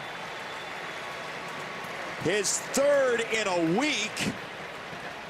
And it's 8-3. You had a sneaking suspicion once he got that first one there was going to be more to follow. How about a little changeup over the heart of the plate? Recognizes it, stays through it. That's an easy pitch to hit foul. Doesn't try to rush it. And that's a big 2 runs for the Tigers in this type of atmosphere and ballpark. This gives AJ potentially, with this more cushion, some different options to use out of the bullpen. Yes, that's which a is great huge point. In a series like this, where Troy Melton ended up not starting the ball game. If you can get a guy to come out of that bullpen and do a job for a couple innings, save maybe a couple of the reinforcements, maybe like save a Will Vest potentially. We'll see how he plays it. Right field Cam Smith will run out of room. For Colt Keith, his second career multi-home run game. The first was on the road in Cincinnati. That was 2 years ago, his rookie year on July the 5th. But Colt Keith has homered in this ballpark in every series he's played in the regular season in his young career. I think we can safely say now he likes hitting here. It's a good assumption.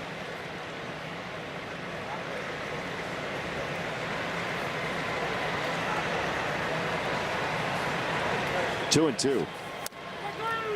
That's strike three called. And one away. Now, Andrew Blaustein, our director, reminds me that the Houston Astros, back in the day, for 3 years, were named the Colt 45s.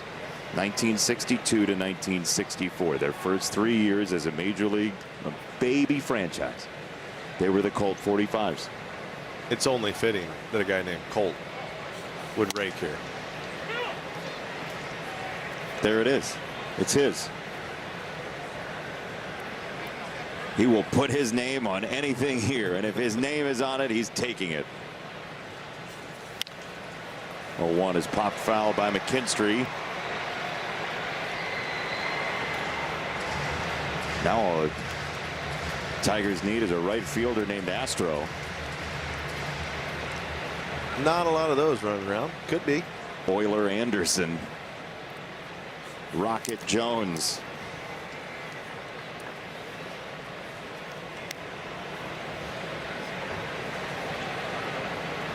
I think that's pretty much it. Yeah, nailed it. Comet Dreesen.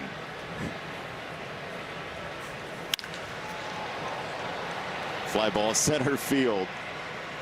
And Myers has the catch. There are two away.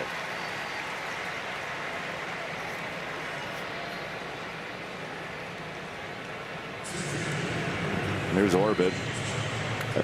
What do you think his trips to the ENT are like? You think they take a long time or it's a short visit? Yep. Still got baseballs coming out of there. You got any pain in those, Orbit? No. Feels good. You sure? Well, let me take a look anyway. Oh, pure cowhide. Those like little baseball planets off of his head in orbit. Like little Saturn baseballs with ring on it.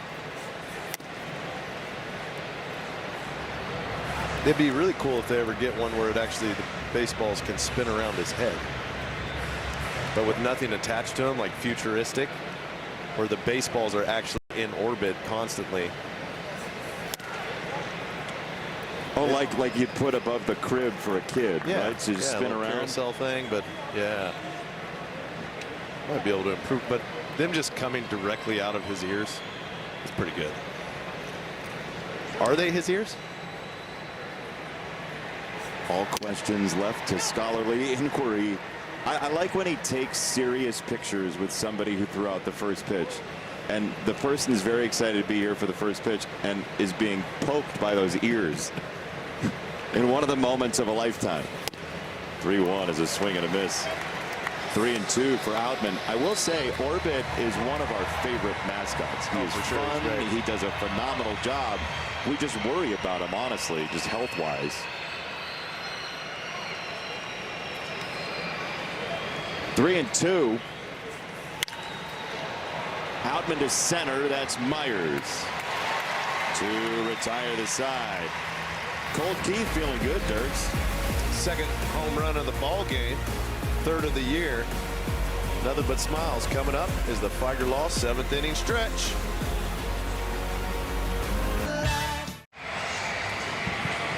Let's take a look at the upcoming schedule brought to you by Bet365. There you go. Tomorrow night, Framber Valdez and Hunter Brown. That's going to be a big matchup. And then Casey Mize gets to return off the IL against Peter Lambert. How about the assembled media in the dugout to talk to Framber Valdez today? It was 30 people waiting to see him back here in Houston. He is well liked here. He had some massive years, helped him win a title. He came here just after the first championship in 2017. His rookie year was 2018, so he helped him win in 2022. And he's going to face his former team for the first time ever tomorrow. You know, he's excited for it. See if he can throw some of those sinkers in there and get some ground balls.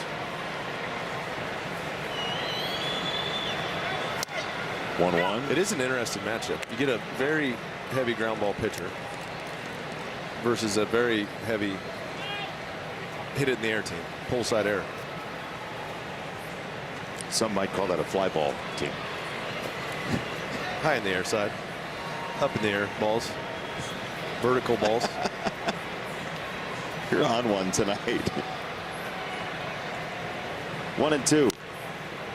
I was doing a game a couple weeks ago, and the phrase right of field popped into my head. Yeah, it did. Last year you said he's left of field, he's right of field. I'm sitting here doing a game, you're not even there, and I had the phrase right of field in my head because of you. You should have said it. I know. You thought better of it? 1-2, just missed. 2-2.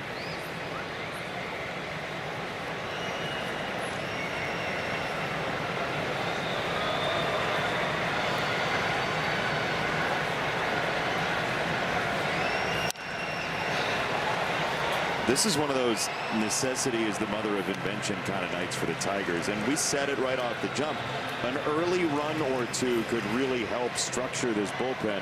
Now 8-3 in this ballpark. We thought maybe not best, but A.J. Hinch would like to try to salt this thing away as much as he can. Secure wins. They're in a position where they need to win ball games. Tomorrow is tomorrow, but A.J.'s always said he manages this for today. Because he knows how hard it is to get wins at this level. You don't want to let any slip through the cracks. Especially when you're up. Especially when you have a lead late in a game in Major League Baseball. There are times where he'll tell you he's got to structure his bullpen when you're down 6-3 to try to help himself tomorrow. But what you're saying is exactly right. If you're in the driver's seat for a win in this league, you gotta. Yep.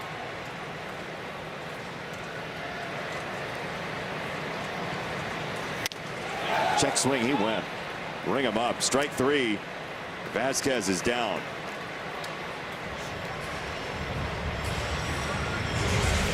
Nice job by Holton. Expand the zone up. Hit that spot. When you throw change-ups away, cutters away, and then rush one up and in, it gets on him. Here's Pena. Ball 1. The stuff looks crisper. The last spots couple are of getting outings. hit. Yep, absolutely. The changeup's been good away.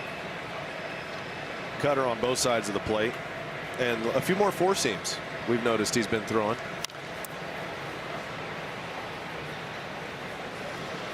Sometimes you get so heavy on one pitch if you're missing spots with it, because that's what the hitter's expecting. Yeah, if you hit your spot, that's great, but they know the tempo, they know the velocity that the pitch is coming at. If you know the velocity, you have to be precise. The pitcher has to be precise with location. And when you're running into a little trouble, they know the velocity, wrong location.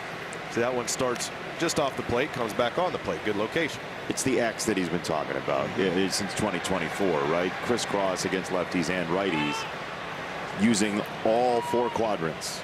And we'd seen him not throw very many four seams at all for a while and elevate the zone up. A lot of it was same plane, kind of that cutter plane across the middle, trying to work it in and out. That's a base hit off a curveball. Pena is on, and Yordan Alvarez is going to bat. But first, this from Figer Law. If you've been injured in a trucking accident, make Figer Law your first call. Figer Law. All we do is win. Logan Reaver roaming the grounds. Andy Dirks, Jason Benetti, our entire fantastic crew downstairs here in Houston and Daikin Park, the home of the Astros since the end of the Astrodome as their primary residence. And now Holton against Alvarez. All he can do is make it 8-5, but this is a big at bat in this game if you want to keep the distance you've got. He hits both lefties and righties well. Holton's going to try to mix it up and hit some spots. Just like that, goes to the sinker. A little backdoor sink.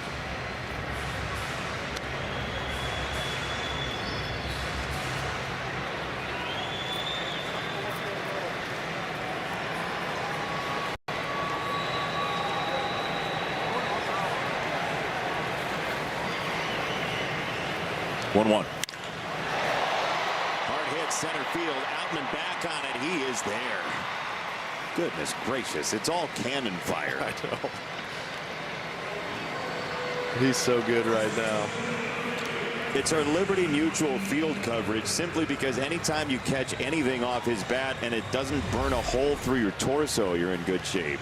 Yeah, you see Outman playing the opposite field, goes back, gets a perfect angle and perfect read on it. Runs through it, catch it on the forehand side. That's the right way to catch that baseball. That's all for Holton. Will Vest is on his way in. It's 8-3 Tigers, 2 out in the 7th. Whole Foods Market. Stream Tigers baseball all summer long for just $19.99 a month on Detroit Sportsnet. Presented by Bet365. Subject to national exclusivities. Terms and conditions apply. Don't miss a minute of the action. And subscribe by visiting tigers.com/Detroit Sportsnet. The Vest clan celebrating the former Ridge Point Panther from Southwest to here. Went to high school just down the road a piece. He is our Wolfside Windows pitching change, and he is on to try to subdue Christian Walker with 2 out and Pena at first. And the first pitch is rolled to third. That's a fair baseball. It's Keith making the play. Outstanding effort from third base for Colt Keith, who's having himself a night down here in Texas. Couple homers. Gets you feeling right. Go on the backhand side with a long throw. Do it, Colt.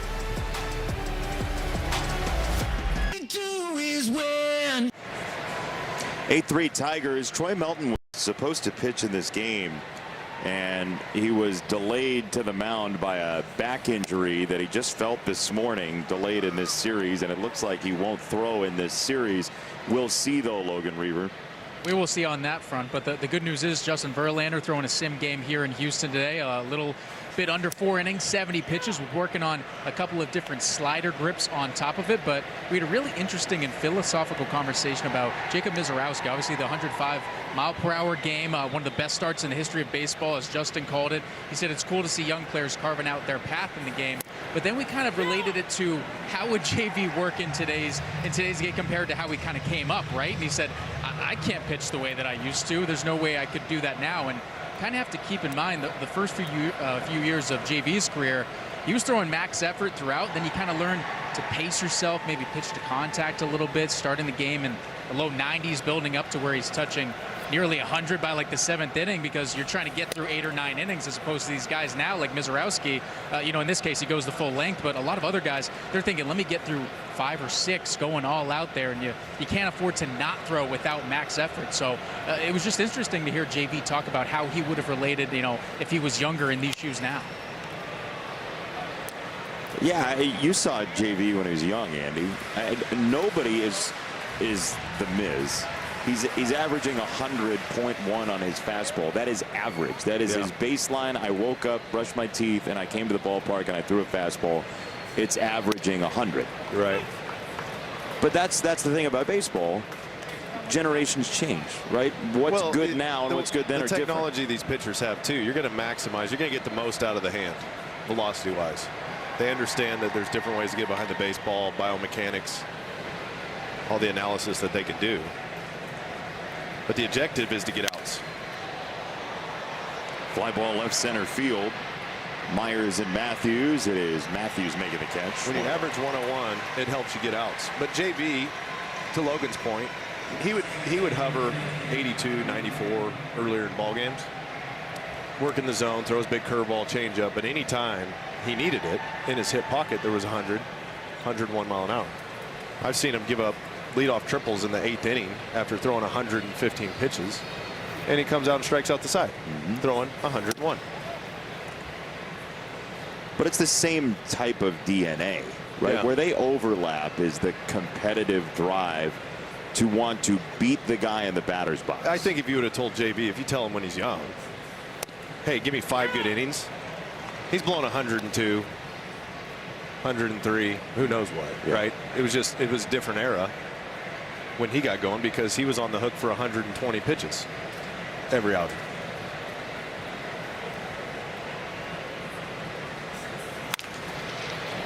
Base hit. How you lead it and start the game, but he's going to finish it on his terms. He's 2 for 4.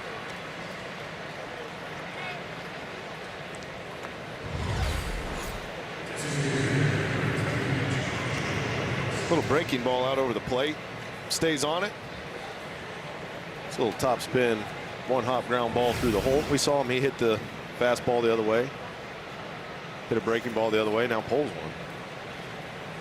One more quick note on Jacob Mizorowski of the Milwaukee Brewers, who, if you haven't seen him, he made the All-Star team last year. Some people were frustrated because he hadn't thrown a ton, but he is one of the death-defying, breathtaking pitchers and stars in the league. His 4th most used pitch, the 4th pitch he goes to, is a cutter that averages 96. This is his 4th best pitch. Which is higher than the league's average on for 4 seam. But the league is 2 for 31 against his cutter. Yeah. His 4th best pitch. Well, it's just different. That ball comes out of his hand hot. Gets good extension too. It might look like 112.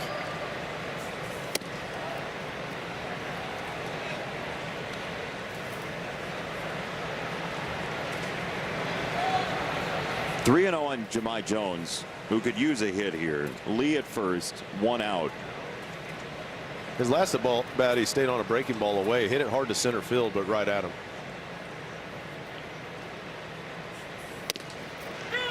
Strike. You know, we were wondering at 8-3. Yeah, that was very challenge worthy. He did not.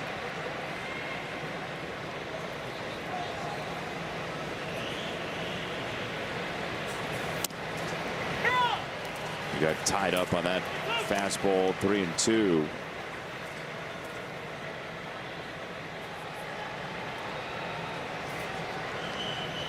Lee at first, 1 out.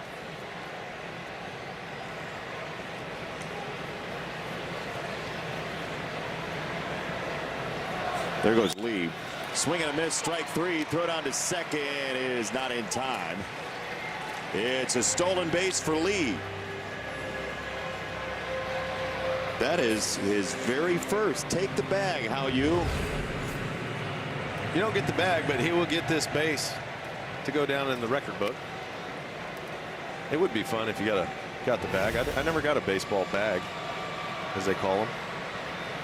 Base. I think it should be a major league rule that if you steal your first base, you take the base out of the ground. Just stop play. Lift it over your head like you've achieved some monumental achievement here. Like Link with a piece of the Triforce. That's right. Like Ricky Henderson. Yeah. I would go full Ricky Henderson if they let you do that.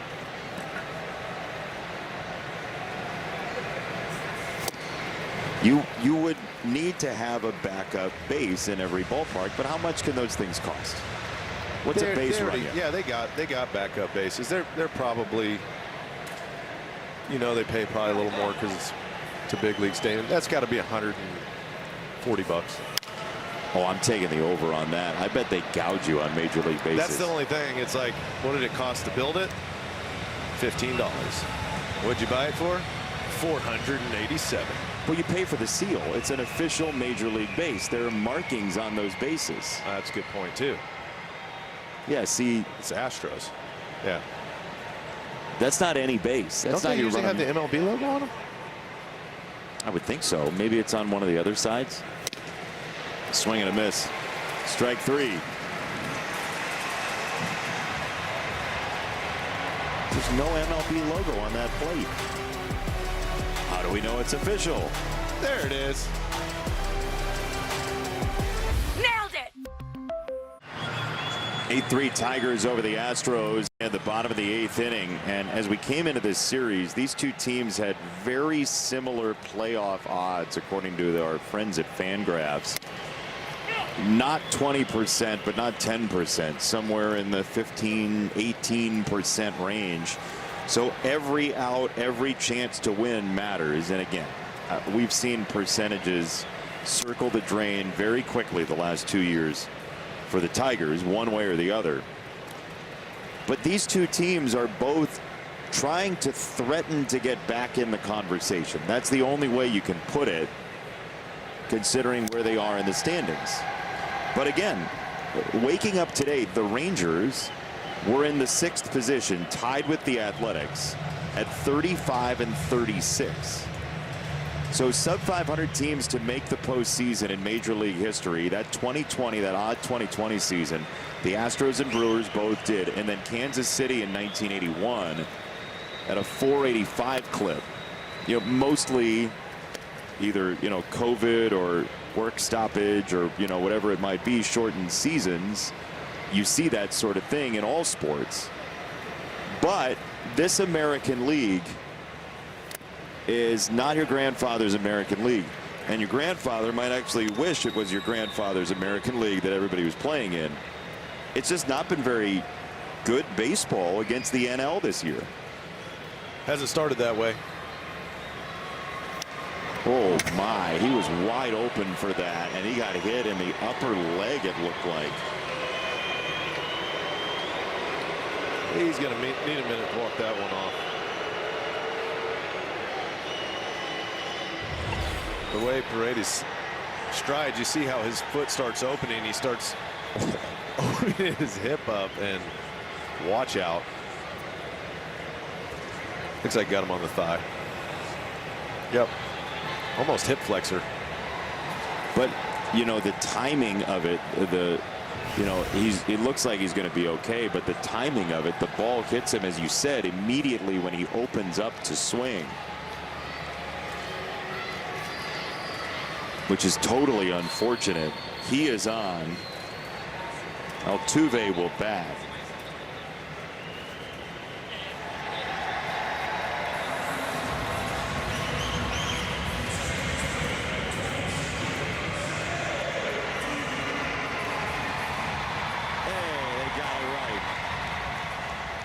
J-O-S-E.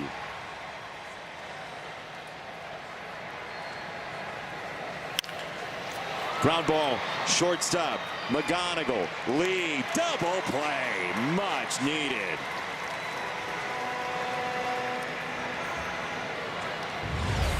Altuve is a very aggressive hitter. He hits the first pitch. Tailor-made for McGonigal to Lee. The torque.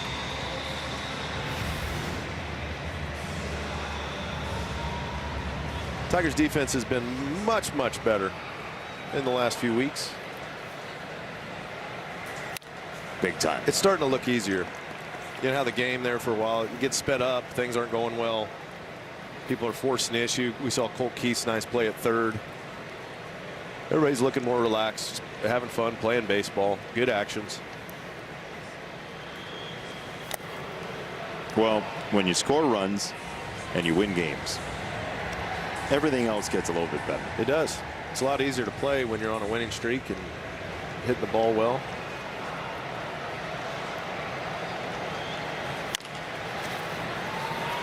McGonigal. A little miscommunication. He thought Colt was going to go after it, and I think Colt thought it was hit harder than it was, so Kevin called him off, and it turns out to be an infield single for Myers. Yeah, on the big hop, you see Colt kind of giving way to Kevin. Kevin gave way to Colt first. But after a large hop like that, though, it was going to have to be a quick play. Colt's got a little better angle on that baseball. But he felt McGonigal coming in on his left. Shut it down. Lee at second. Vest plays dodgeball, and the inning is over. 8-3 to the ninth. Tigers baseball on Detroit Sportsnet is brought to you by Figer Law. All we do is win. By Menards. Save big money at Menards on all your home improvement needs. By North Bloomfield Properties. Let them manage your rental home so you can enjoy your weekend again. And by your local Toyota dealer. For all Toyota offers, visit Toyota.com. Brian Abreu, former World Series champion for Houston, has had as rough of a year as he has in the majors. He has been a stalwart in their bullpen, and even with an ERA of 6.5 this year, his career number is .291. So this is an opportunity for Joe Espada to try to get a key member of his relief corps back and right this year. His pitch is the slider. This year, it's been up in the zone more. Much more hittable, and not just hittable, but hittable for power. Teams are slugging it.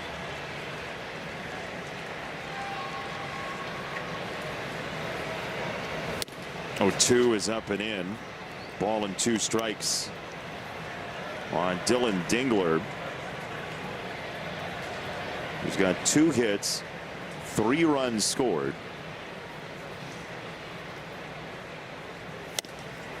And he gets busted there. Tigers are in the driver's seat right now. Let's tell you what might happen tomorrow here at Daikin Park. Reunited. Framber Valdez is back, first time in 8 years in Houston. And it feels so good.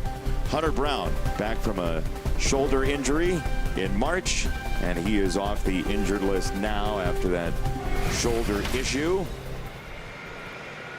Well, Peaches and Herb for your Monday night. I wonder what Peaches is doing right now. You think he's hanging out with Herb? Probably Petey. Yeah, probably as well. Is right there, yeah. 1-0. 2 balls, no strikes. I think he's actually on vacation. It's somewhere really sunny under an umbrella. I think so. With lots of sunscreen on. On his nose. We learned, yeah. 2-0. And there is strike. 2-1. He could also just be home hanging out with Petey. We never know where he is. Yeah. We're not his keeper. He didn't send me his itinerary. You asking for it? No, he's grown, man.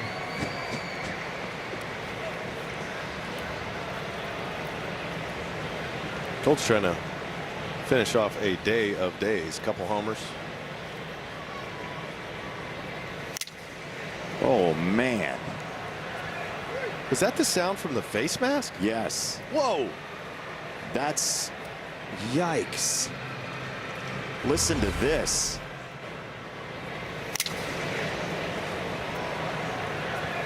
How does that happen? I'm not sure. It deflected off the mask. It sounded like a hockey puck hitting a pipe. I think it's the sunglass shield on top of his helmet. Okay. On top of that mask, see the sunglass, the visor. Then it sounded like a puck off a crossbar. Yeah. 2-2. High fly ball, left field. Did he do it again? Yes, he did. Houston is Colts town tonight.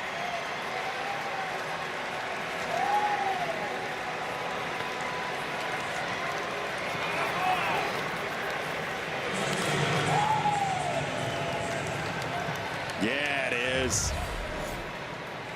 Hit 2 on the pole side, 1 to right center, 1 to right. Now going the other way on the backdoor slider.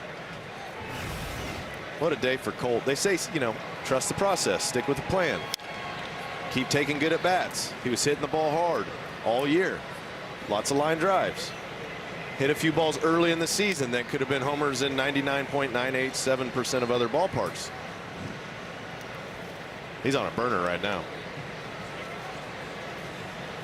So last 4 games, 4 homers for 62 games, 0 homers. What a week it's been for Colt Keith. I mean, now it's almost funny what happened the first 62 games. Almost. Yeah, for sure. And they do come when your swing feels right. You're getting the ball in the air. We saw them start launching the ball more, hitting the ball hard. A couple went to the warning track. One in Cleveland. He almost hit out. That would have been a game-tying home run right up against the fence in center field.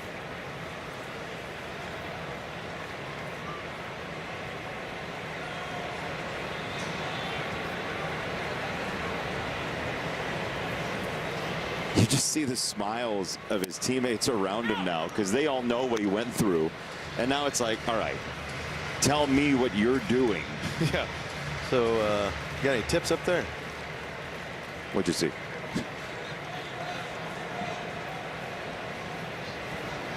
Two. Nope.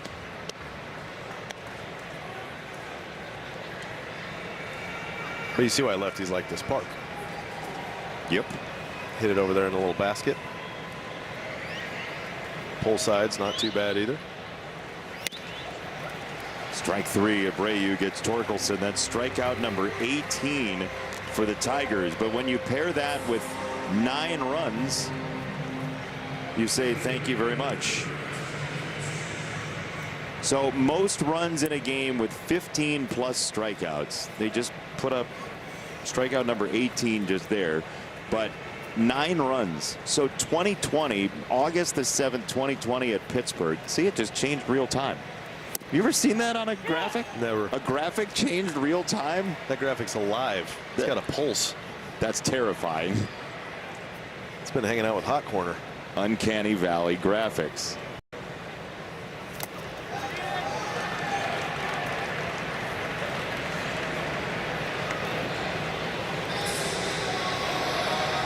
Seriously, you ever seen a graphic? No, I don't know any of that world. I've never seen that. I figured you'd have to, make them in some kind of format and pop them up there. Right, then you take it off the screen and then you put it back on. It's different. Yeah. We can do that? Does Hot Corner influence the rest of the graphics? Is Hot Corner... Can Hot Corner type in real time? Hello, Jason Benetti. With Logan Reaver and Hot Corner, I'm Jason Benetti. I'll be saying in a year. 1-2 upstairs, 2-2 on McKinstry. You think about this game at 4 o'clock, 4:30, when we found out Troy Melton wasn't going to pitch, and what the Tigers might have in store. Instead, they flip it. They score 1 in the first, 1 in the second. They take the lead, and they've had the lead throughout. It's really the only way to secure yourself in an unstable evening, and they've done a marvelous job. Oh, no. Hot Corner can change in real time. Oh, boy. Oh, see? Oh. That is... It's a little eerie. Terror. Ground ball to second base. But can Hot Corner hit 3 homers in a game? I don't think it can, but I know a guy that can. His name's Cole. Last name Keith. 3 of them up top.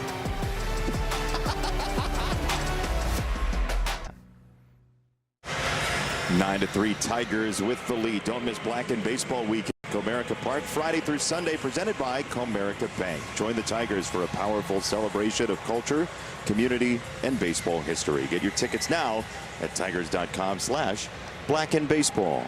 Hope you can join us for the weekend. The White Sox are in town, and Manuel De Jesus is on. Our wall side windows pitching change, and a first pitch sky high to the scaffolding here at Dyken Park from Matthews to Torkelson, 1 away. The structure changes out of the bullpen with the 6-run lead, Andy.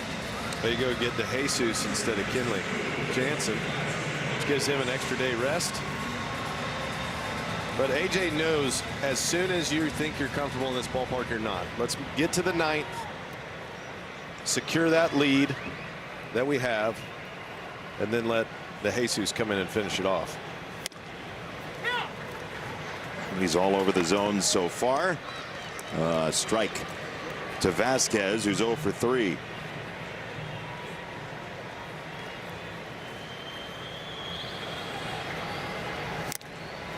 Oh, and 2 on Vasquez. You know, the Astros get the good news tomorrow with Hunter Brown coming back. He was great in 2 starts before the shoulder injury.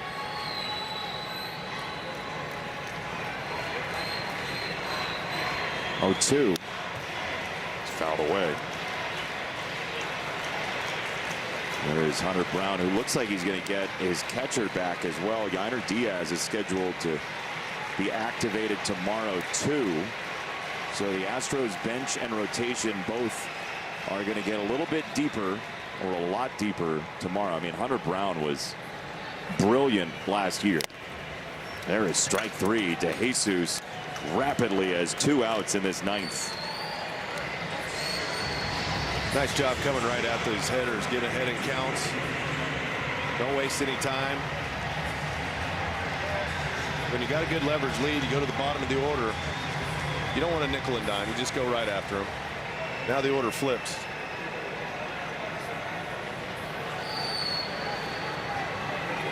Pena takes a ball.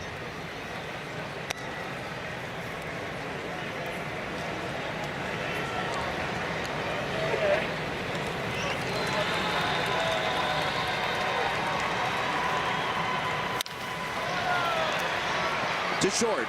McGonigal has the final out, and the Tigers go wire to wire in a series opening bullpen day win. But the start tonight is Colt Keith with 3 home runs for the Tigers.